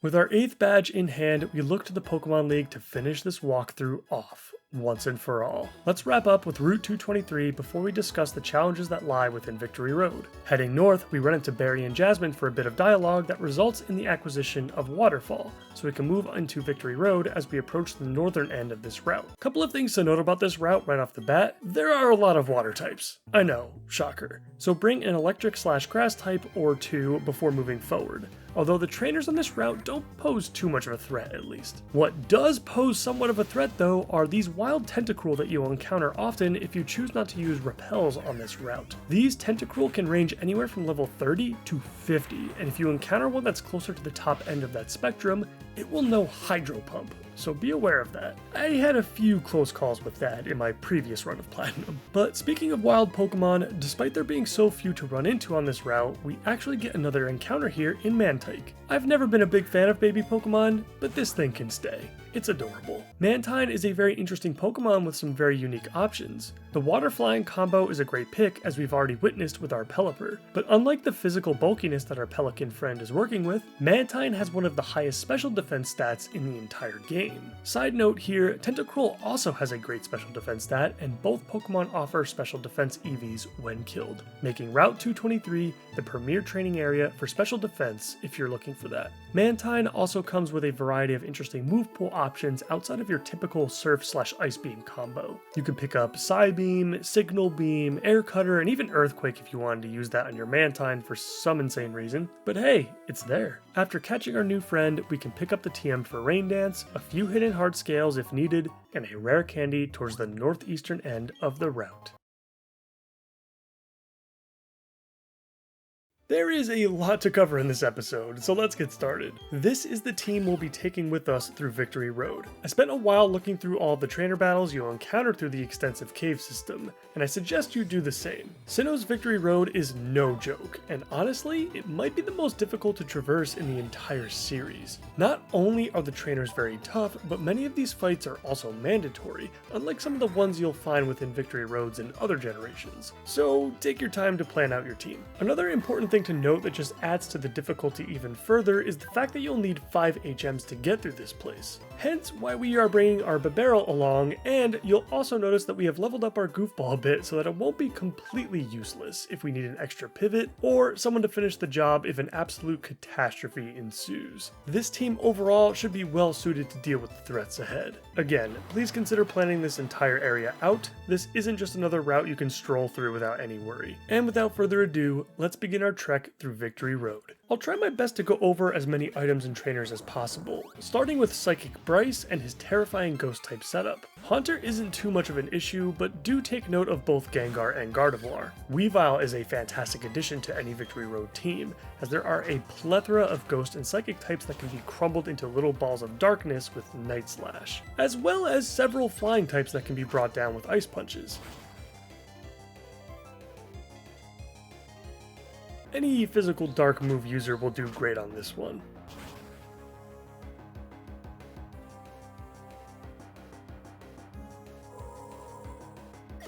After the battle is over, we can grab the TM for Torment. This is another one where I'll have to defer to you guys on how useful it can be through a playthrough. I'm not very good at using moves like this in practice. Next up is Birdkeeper Hana, and as we just mentioned a minute ago, Weavile will excel against all the flying types you'll encounter. Noctile and Togetic don't stand a chance against a physical ice or electric type attack, but this fight is also one of the easier ones to get through.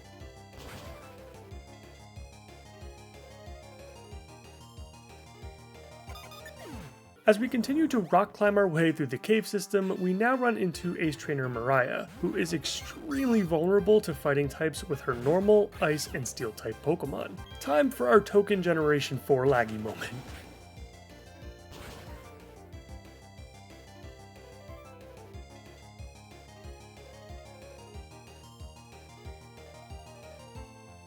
Always so much fun to sit there and watch. Magnezone is out now, but thankfully a Flamethrower is enough to get through its tankiness.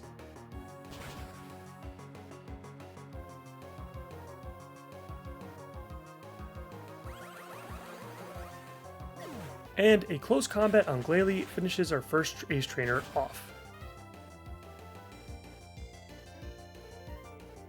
Moving on to the second floor, we'll have to start utilizing our Rock Smash and Strength HMs a lot more. And we run into our encounter for Victory Road as well, in Steelix. I don't have much to say about it honestly. It's a nice upgrade from Onix for sure, as not only do you get a better type defense chart, but an actual passable attacking stat. I would say that Steelix is probably a lot more useful earlier on in the game though, if you can trade Onix soon after you get one from Orberg Mines or Gate. In my experience so far, there are just too many special based coverage options across boss fights in the later stages of the game for Steelix to really be of any use. I can't really think of a significantly good matchup it has against anyone in the Pokemon League, for example. Luckily, I don't need to think about it anymore because a crit from Pelipper's Ice Beam quickly takes down the Steel Snake. We weren't going to use it anyway, so meh.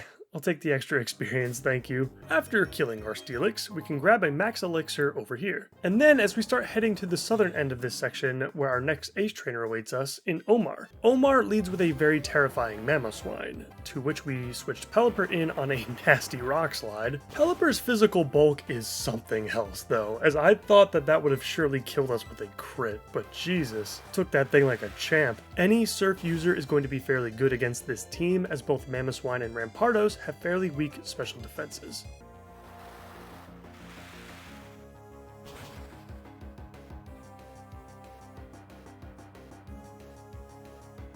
Mothim comes in last, and I switch into Infernape thinking this would be a fairly safe play to make. But the Air Slash comes out, and thankfully it misses. Not sure much damage that would have actually done, but still a little sketchy. Not much time to rest though, as we've got yet another ace trainer just up ahead in Sydney, with her Clefable and Torterra. Clefable does get a Reflect up on us, which is certainly something to take note if you rely heavily on physical attacks. And with Torterra, just be sure to bring someone that can learn Ice Beam or another special based ice type attack.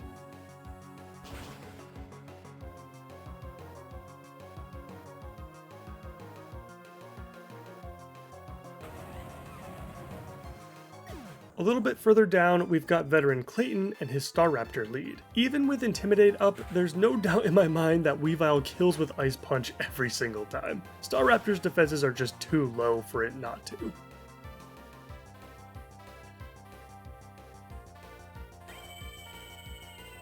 Licky Licky is a different story though. Probably the bulkiest Pokemon you'll encounter with these fights. I switch into Gallade on the Brick Break, which was perfect, but I was scared to go for close combat right off the bat as I wasn't sure if it was going to kill or not, and I didn't want to be left with weakened defenses, which seems to be a good choice because a Power Whip crit probably would have killed us with a defense drop.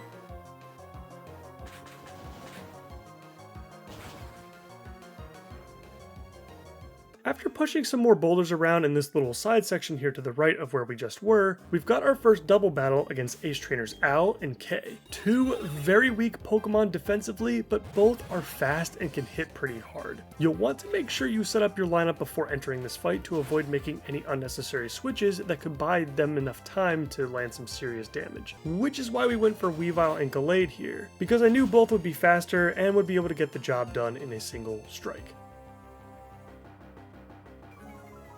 Our reward for defeating the double team is the TM for Stone Edge, one of the most powerful rock attacks you can get in the entire game, with the downside of just 80% accuracy. That accuracy hit can be mitigated a bit by the wide lens we got from Veilstone's game corner at least. Moving on to the next section of the cave, as we hop back over these ramps, we face off against Black Belt Miles and his single Machamp. This is another one that I highly recommend you make sure that you have the right Pokemon for right from the start, because I didn't, and I was forced to switch into something else to deal with it. Machamp, and honestly many other fighting Pokemon in general, just flat out scare me most of the time, because most of them can take at least one hit, they hit really hard, and fighting is a great offensive type. Fighting type moves are generally pretty scary as well for Nuzlockers, with stuff like Karate Chop having an increased chance to critically hit, Cross Chop which just hits insanely hard, and moves like Counter, which have caused me to endure far too many deaths in my experience. Lots of fighting types like Machamp also come with some brutal rock coverage as well, like Rock Slide, in order to deal with any flying types you want to try and use. So yeah, be careful out there. We have now reached the surf and waterfall sections of Victory Road, and we start off this area with Psychic Valencia. Chimecho is basically a pushover for the most part, not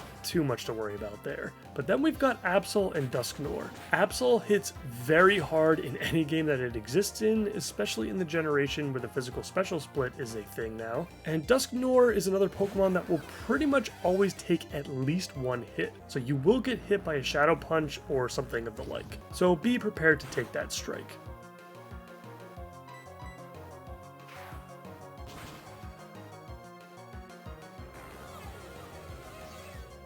Once you scale the first waterfall and then head down the second, you could pick up the TM for Dragon Pulse, a very powerful special option for any that can learn it. Dragon Tamer I'm not sure to pronounce that, is up next, but he's one of the easier ones in here for sure, with only an Altaria and a Gabite. Both can be dealt with easily with any single ice type attack. In the next room, we've got our final, what I would call difficult fight to traverse, and that is against veteran Edgar, Porygon Z, Empoleon, and Tangrowth. All three Pokemon are either very tanky, can hit very hard, or both. So have a plan going into this one as well. A solid fighting type, like Gallade for example, can easily remove Porygon Z and Empoleon without too much of an issue.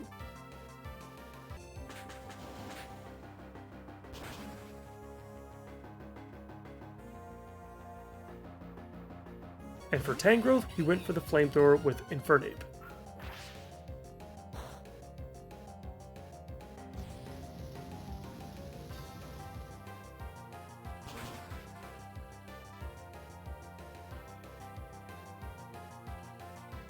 Luckily, it goes down. After some more rock climbing and general cave exploration, we hit this little room with a little mini strength puzzle to solve. This is the TM for Dark Pulse, which is another powerful special option for our team, and is particularly useful against Lucian of the Elite Four. Coming out of that little side cave, we've got one last fight against Dragon Tamer Clinton, which I will not go over as this is pretty much the easiest fight in the entirety of Victory Road. Why they gave him 2 first stage Pokemon, I will not understand. But with that, we have finally reached the end of Victory Road.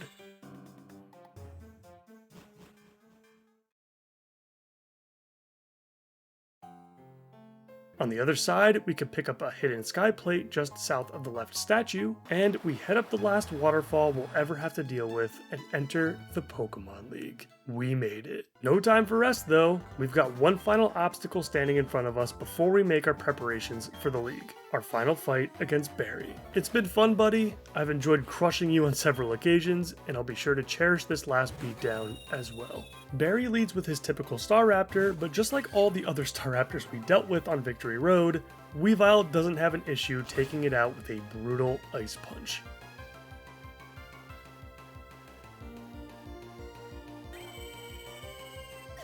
Heracross is out now, and so I switch into Pelipper to soak up the close combat.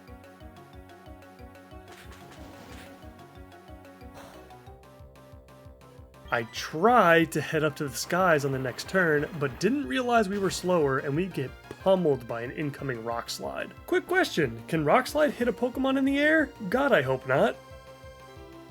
Luckily, the Rock Slide does not hit regardless, and our Fly connects.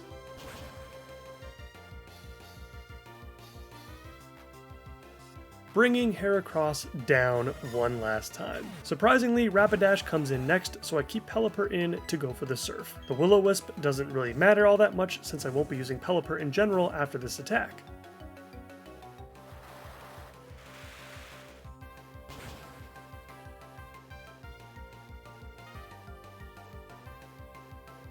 And Rapidash falls. Roserade comes into play now, so we switch into our tried and true ace, Infernape.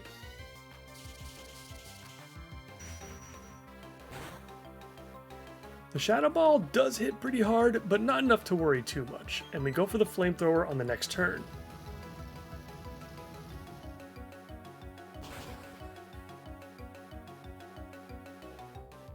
Thankfully, the special bulk on that Roserade was not enough to hold our ace back. Now here comes the fun part. Everyone place your bets on whether or not our Infernape can one-shot both Empoleon and Snorlax with close combat. What do you guys think? Let's see.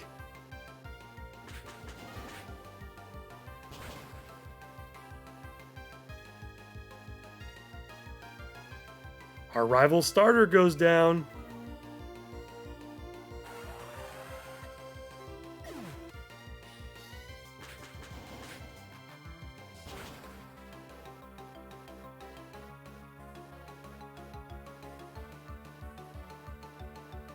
And so does the Snorlax.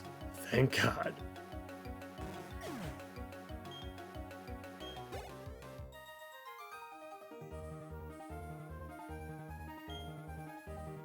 This will be our final team to bring this walkthrough home. Plenty of familiar faces for sure, and wouldn't you know it, Pelipper is sticking with us until the very end. The addition of Rotom is fairly new for the most part, and was definitely the final Pokemon added to the team. I ultimately decided that I needed a fast electric type to deal with some of the flying and water type threats that the league will throw at us. We of course have our tried and true ace, who's been with us from the very beginning. Infernape will do Infernape things against this league. His speed is going to be key against threats such as Cynthia's Lucario, Lucario, and his power will be needed against the bulkier threats like Lucian's Bronzong. Next up is our insanely tanky Pelipper.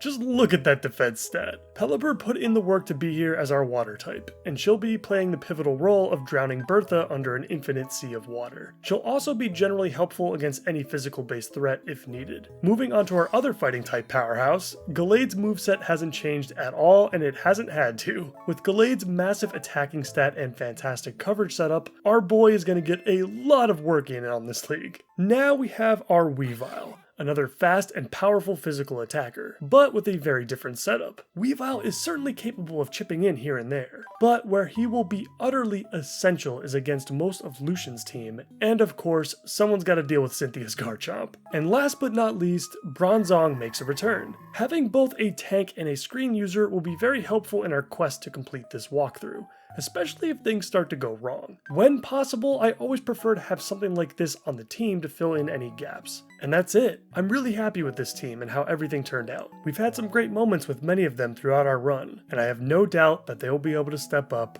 one last time. Aaron's up first. Ready or not, here we go.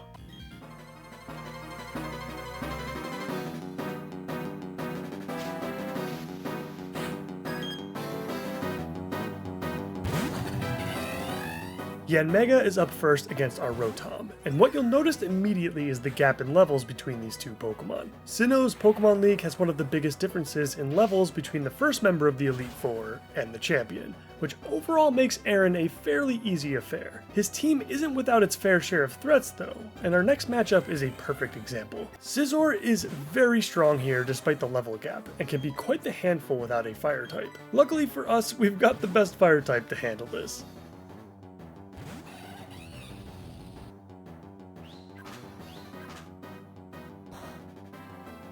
After taking a Night Slash, the following Flamethrower undoubtedly annihilates the Steel Bug.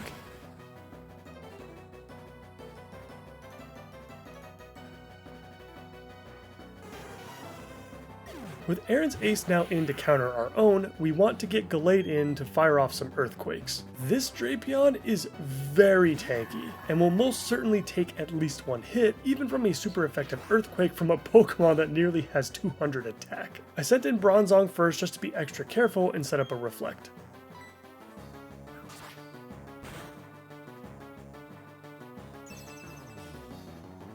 With Gallade now in, I go for the first Earthquake.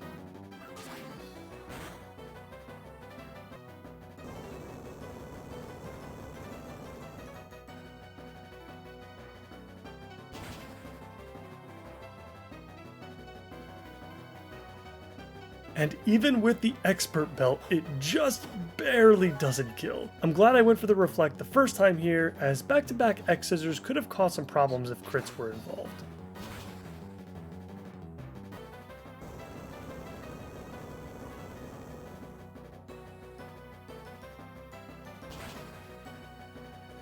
Another Earthquake brings Drapion down. Heracross steps up to the plate, and this one might be one of Aaron's scariest to navigate around. Heracross obviously has a crippling weakness to flying type attacks, but its rock type coverage in Stone Edge can be tricky to navigate around when you're trying to get a flying type in.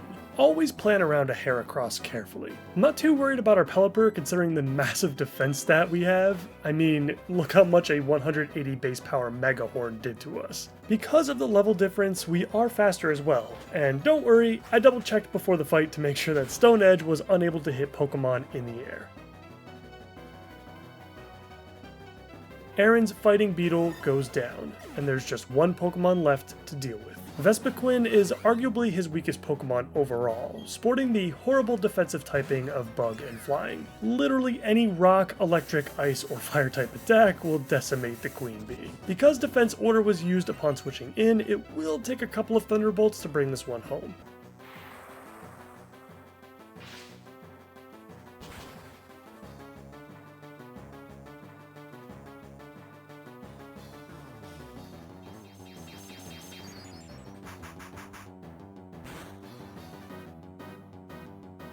And despite the crit coming in from Power Gem, we were nowhere near any sort of danger.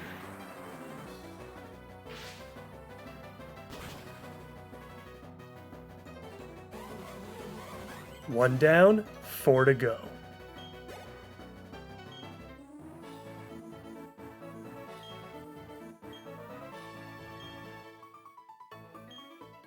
Sinnoh's token old person is up next. Bertha and her ground types won't stand a chance.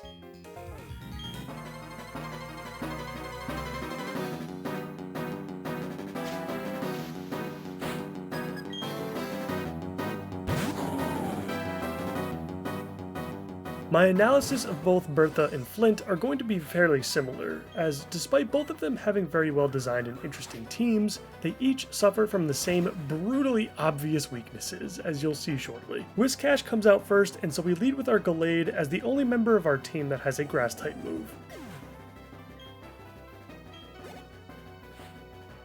After burying Whiscash in its own mud, Gliscor comes into play. And now I switch into Pelipper in anticipation of that Earthquake. Because Gliscor is a fairly powerful physical attacker, actually really the entire team is, I didn't want to risk taking a crit from Thunderfang, so I switched into Weavile to take Gliscor on instead.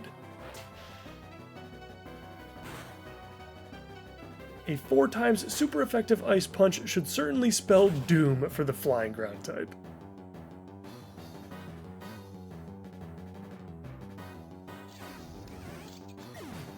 Now, it is at this point in the fight where Bertha's primary weakness is going to be exploited, and if it wasn't obvious enough, it's water. I switch into Pelipper, and the plan from here is to spam Surf until everything is dead. And honestly, the only reason I had to use Weavile against Gliscor is because we're using a slower water type. If you have a fast Surf user on your team, which in Gen 4 could come in many different forms, you can pretty much completely obliterate Bertha's entire team. Even Whiscash could theoretically go down to no more than 2 Surfs, and if you weren't an idiot like me and actually kept your choice specs, this strategy becomes accessible to even the weakest of water types. The burn on Pelipper here doesn't even matter, as all 3 of Bertha's remaining Pokemon are slow and very susceptible to specially based water type attacks. If you are doing a more restrictive challenge in which you cannot use a reliable Surf user, this fight becomes a whole lot more difficult to navigate. Her Rhyperior in particular is just an absolute beast on the physical side, and Rock Wrecker will probably comfortably kill anything that doesn't actually resist it. Also remember that Hippowdon will cause a Sandstorm to occur upon switching in, and in this generation, that's a boost to her Rock type's special defense, so if you are performing damage calculations beforehand, make sure you take that into account.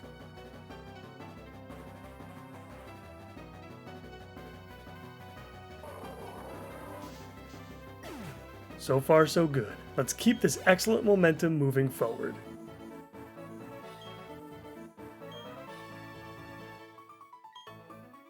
The third member of Sinnoh's Elite Four is the Fire-type user, Flint. Poor guy doesn't know what's about to hit him.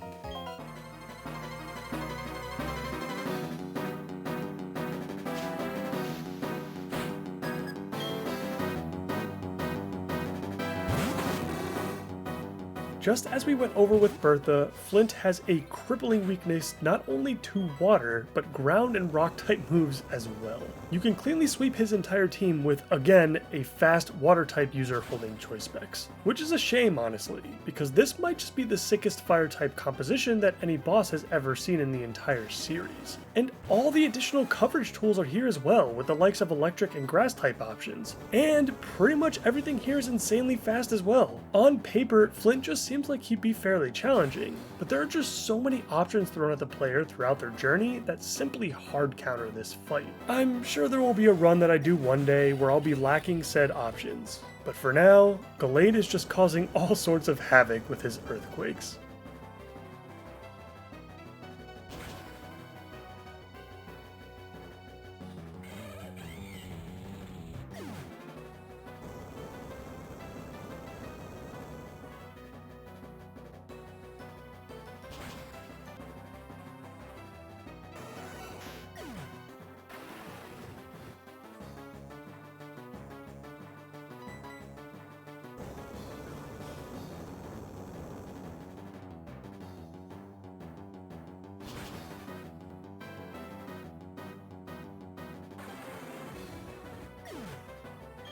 Another one falls, but now things are going to start to get very interesting.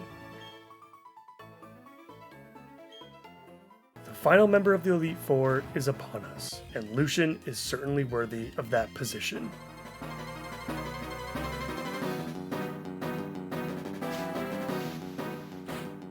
Now luckily for us, we've got one of the best answers to some of Lucian's most powerful threats. Any dark type will obviously be a great tool to have, if for nothing else than to use as a pivot against all of the psychics that will inevitably be used throughout the battle. But Weavile is particularly useful with its physical prowess. Psychic types generally lean towards having bulkier special defenses rather than physical, so keep that in mind as you plan for this fight. Physical attacks will be much more useful against pretty much everything here, except for Bronzong. The fight starts and Mr. Mime falls easily to one of our brutal Night Slashes. Super quick note on that Mr. Mime, it will try to use either Reflect or Light Screen right off the bat, so if you can't one-shot it, make sure you factor that into your damage calculations. With Lucian's ace now coming in, I now switch into our Bronzong to take the incoming Drain Punch.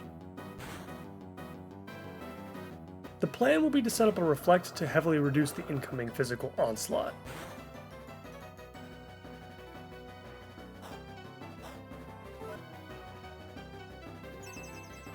It does look like I could take another hit here, so I stay in to go for payback to deal some preliminary damage.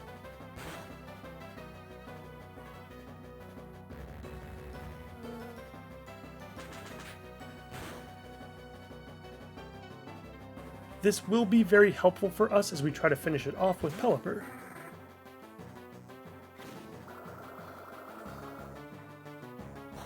The Drain Punch deals next to nothing upon the switch, which is great, but we know we are slower here, so an incoming Stone Edge is inevitable. This time though, I was extra prepared for it, as I made sure to equip Pelipper with a Chardy Berry, which reduces the damage of a super effective rock type attack by 50%. Now all we gotta do is not miss this fly. The fly connects, but is it enough? It sure is, and one of Lucian's most dangerous threats has been eliminated. Espeon enters the field, and I'm fully expecting the Psychic here, which would allow for a clean switch into Weavile. Another meaty Night Slash is on deck, and I have a feeling Espeon ain't gonna be able to take this one.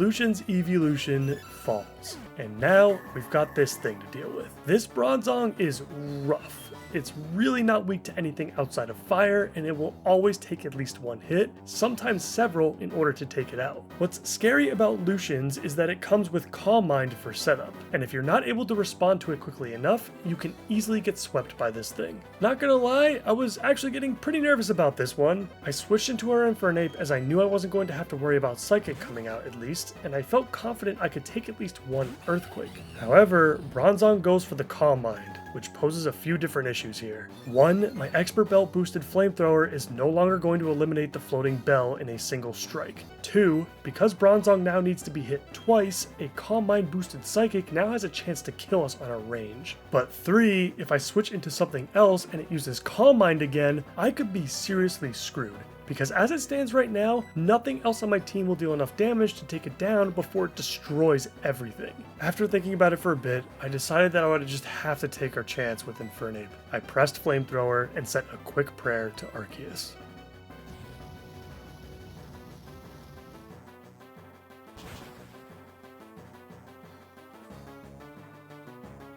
Our attack doesn't crit, but we do get a burn at least. Here comes the Psychic.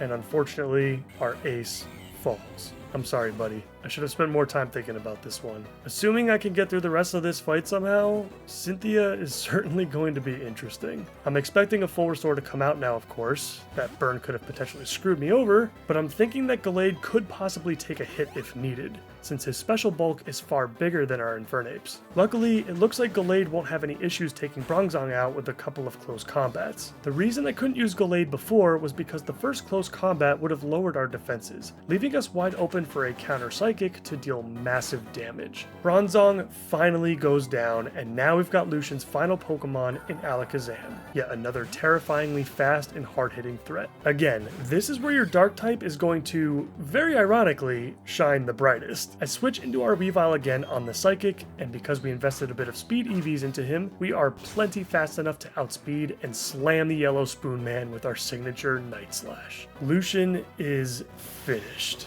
But at what cost? Cynthia is already difficult enough with a full team of 6, and I'm going to need to pull out everything that I've learned about Pokemon Platinum up until this point. Ladies and gentlemen, strap in, because this is about to get wild. Whether we win or lose, this series ends now.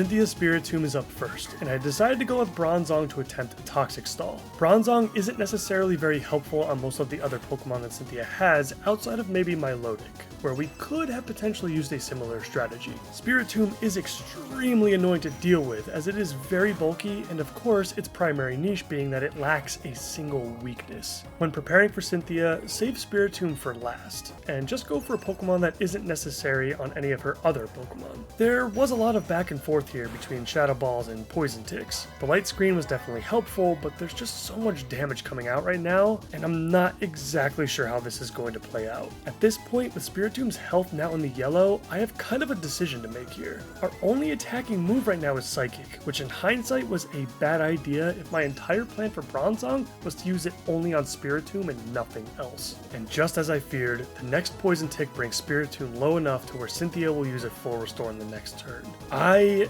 definitely need to take note of that for future playthroughs. Toxic damage by itself will never avoid the full restore range without an additional attack of some kind to go along with it. With all of my progress essentially erased, there's no point in switching into something else to make matters even worse. I kept Bronzong in to throw up another Toxic and tried to stall again for as long as I could.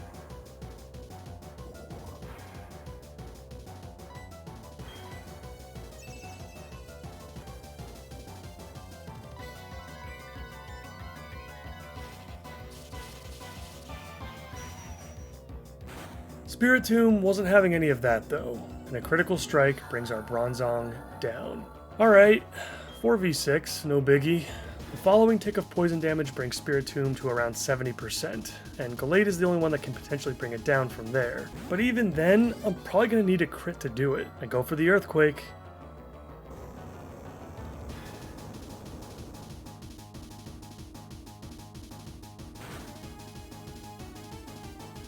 And it's nowhere near enough. The incoming Dark Pulse does hurt us a bit, and we get a defense drop as well.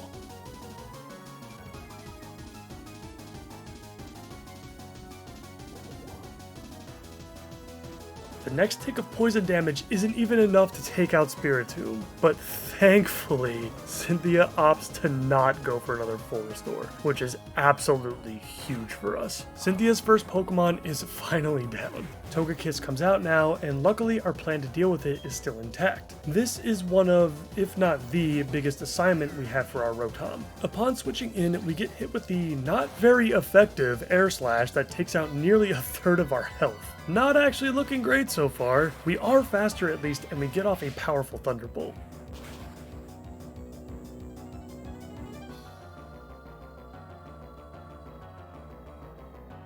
Togekiss then responds with a hefty Water Pulse, and despite the absence of Serene Grace as its ability, the confusion hits. We do get some health back from the Citrus Berry. Thank God I decided to go with that instead of something else at least, and we go for another Thunderbolt. We hit ourselves in confusion, but luckily no crit from the incoming Water Pulse. This is it. Rotom has to break through here. Rotom clutches one out for us, and Cynthia's second Pokemon falls, leveling the playing field.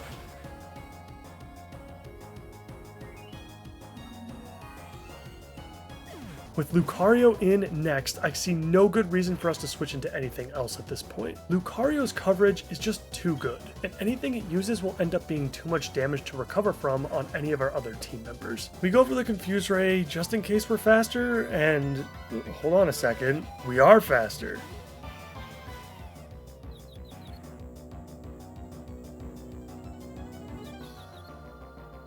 Lucario hits itself with Confusion on the first turn, and then I decided to respond with Ominous Wind on our next turn. I did this because I was fairly certain our Gallade would be faster and could easily finish the job from here, and I wasn't entirely sure if Thunderbolt was going to kill or not, because if it didn't, I could have been risking another full restore. In hindsight, this was probably incorrect, and I should have just gone for Thunderbolt again. As you'll notice, we actually got the Omni boost, but it wasn't going to be enough to mitigate the incoming damage. We send in Gallade to avenge yet another fallen team member.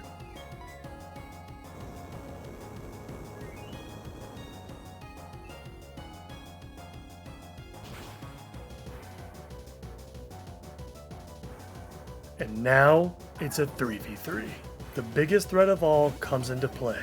Cynthia's ace, Garchomp.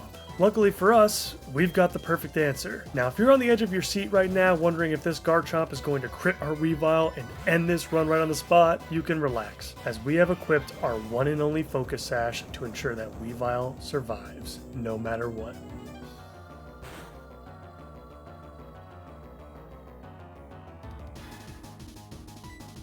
You were born to do this, buddy. Bring that thing down.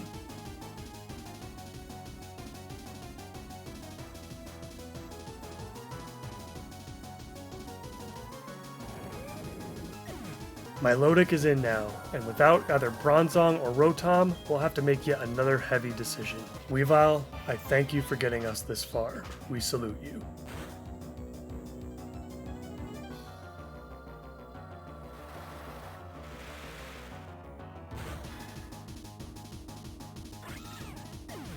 While Pelipper is still with us, I think we all know that Gallade is truly the only one left that can possibly bring this one home. I just checked, and Leaf Blade is a range.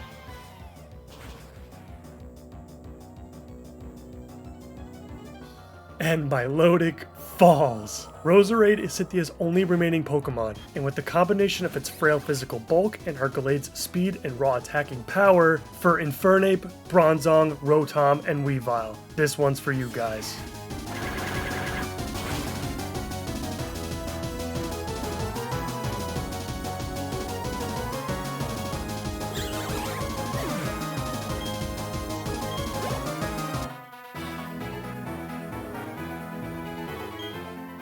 And with that, this series is now over. I want to thank you guys so much for following me through my walkthrough journey. Your tips and comments were so much fun to read and were incredibly helpful. I got to use a variety of Pokemon that I have never used before in a casual playthrough, or at least not in over a decade, and I had a blast with this one. But despite everything I've learned over the course of making this series, there is still so much more to this journey. I'm very excited for the playthroughs ahead, and I hope you are as well. In the meantime, as usual, please like the video if you liked it, and subscribe for more content like this. That's it from me. I'll see you next time.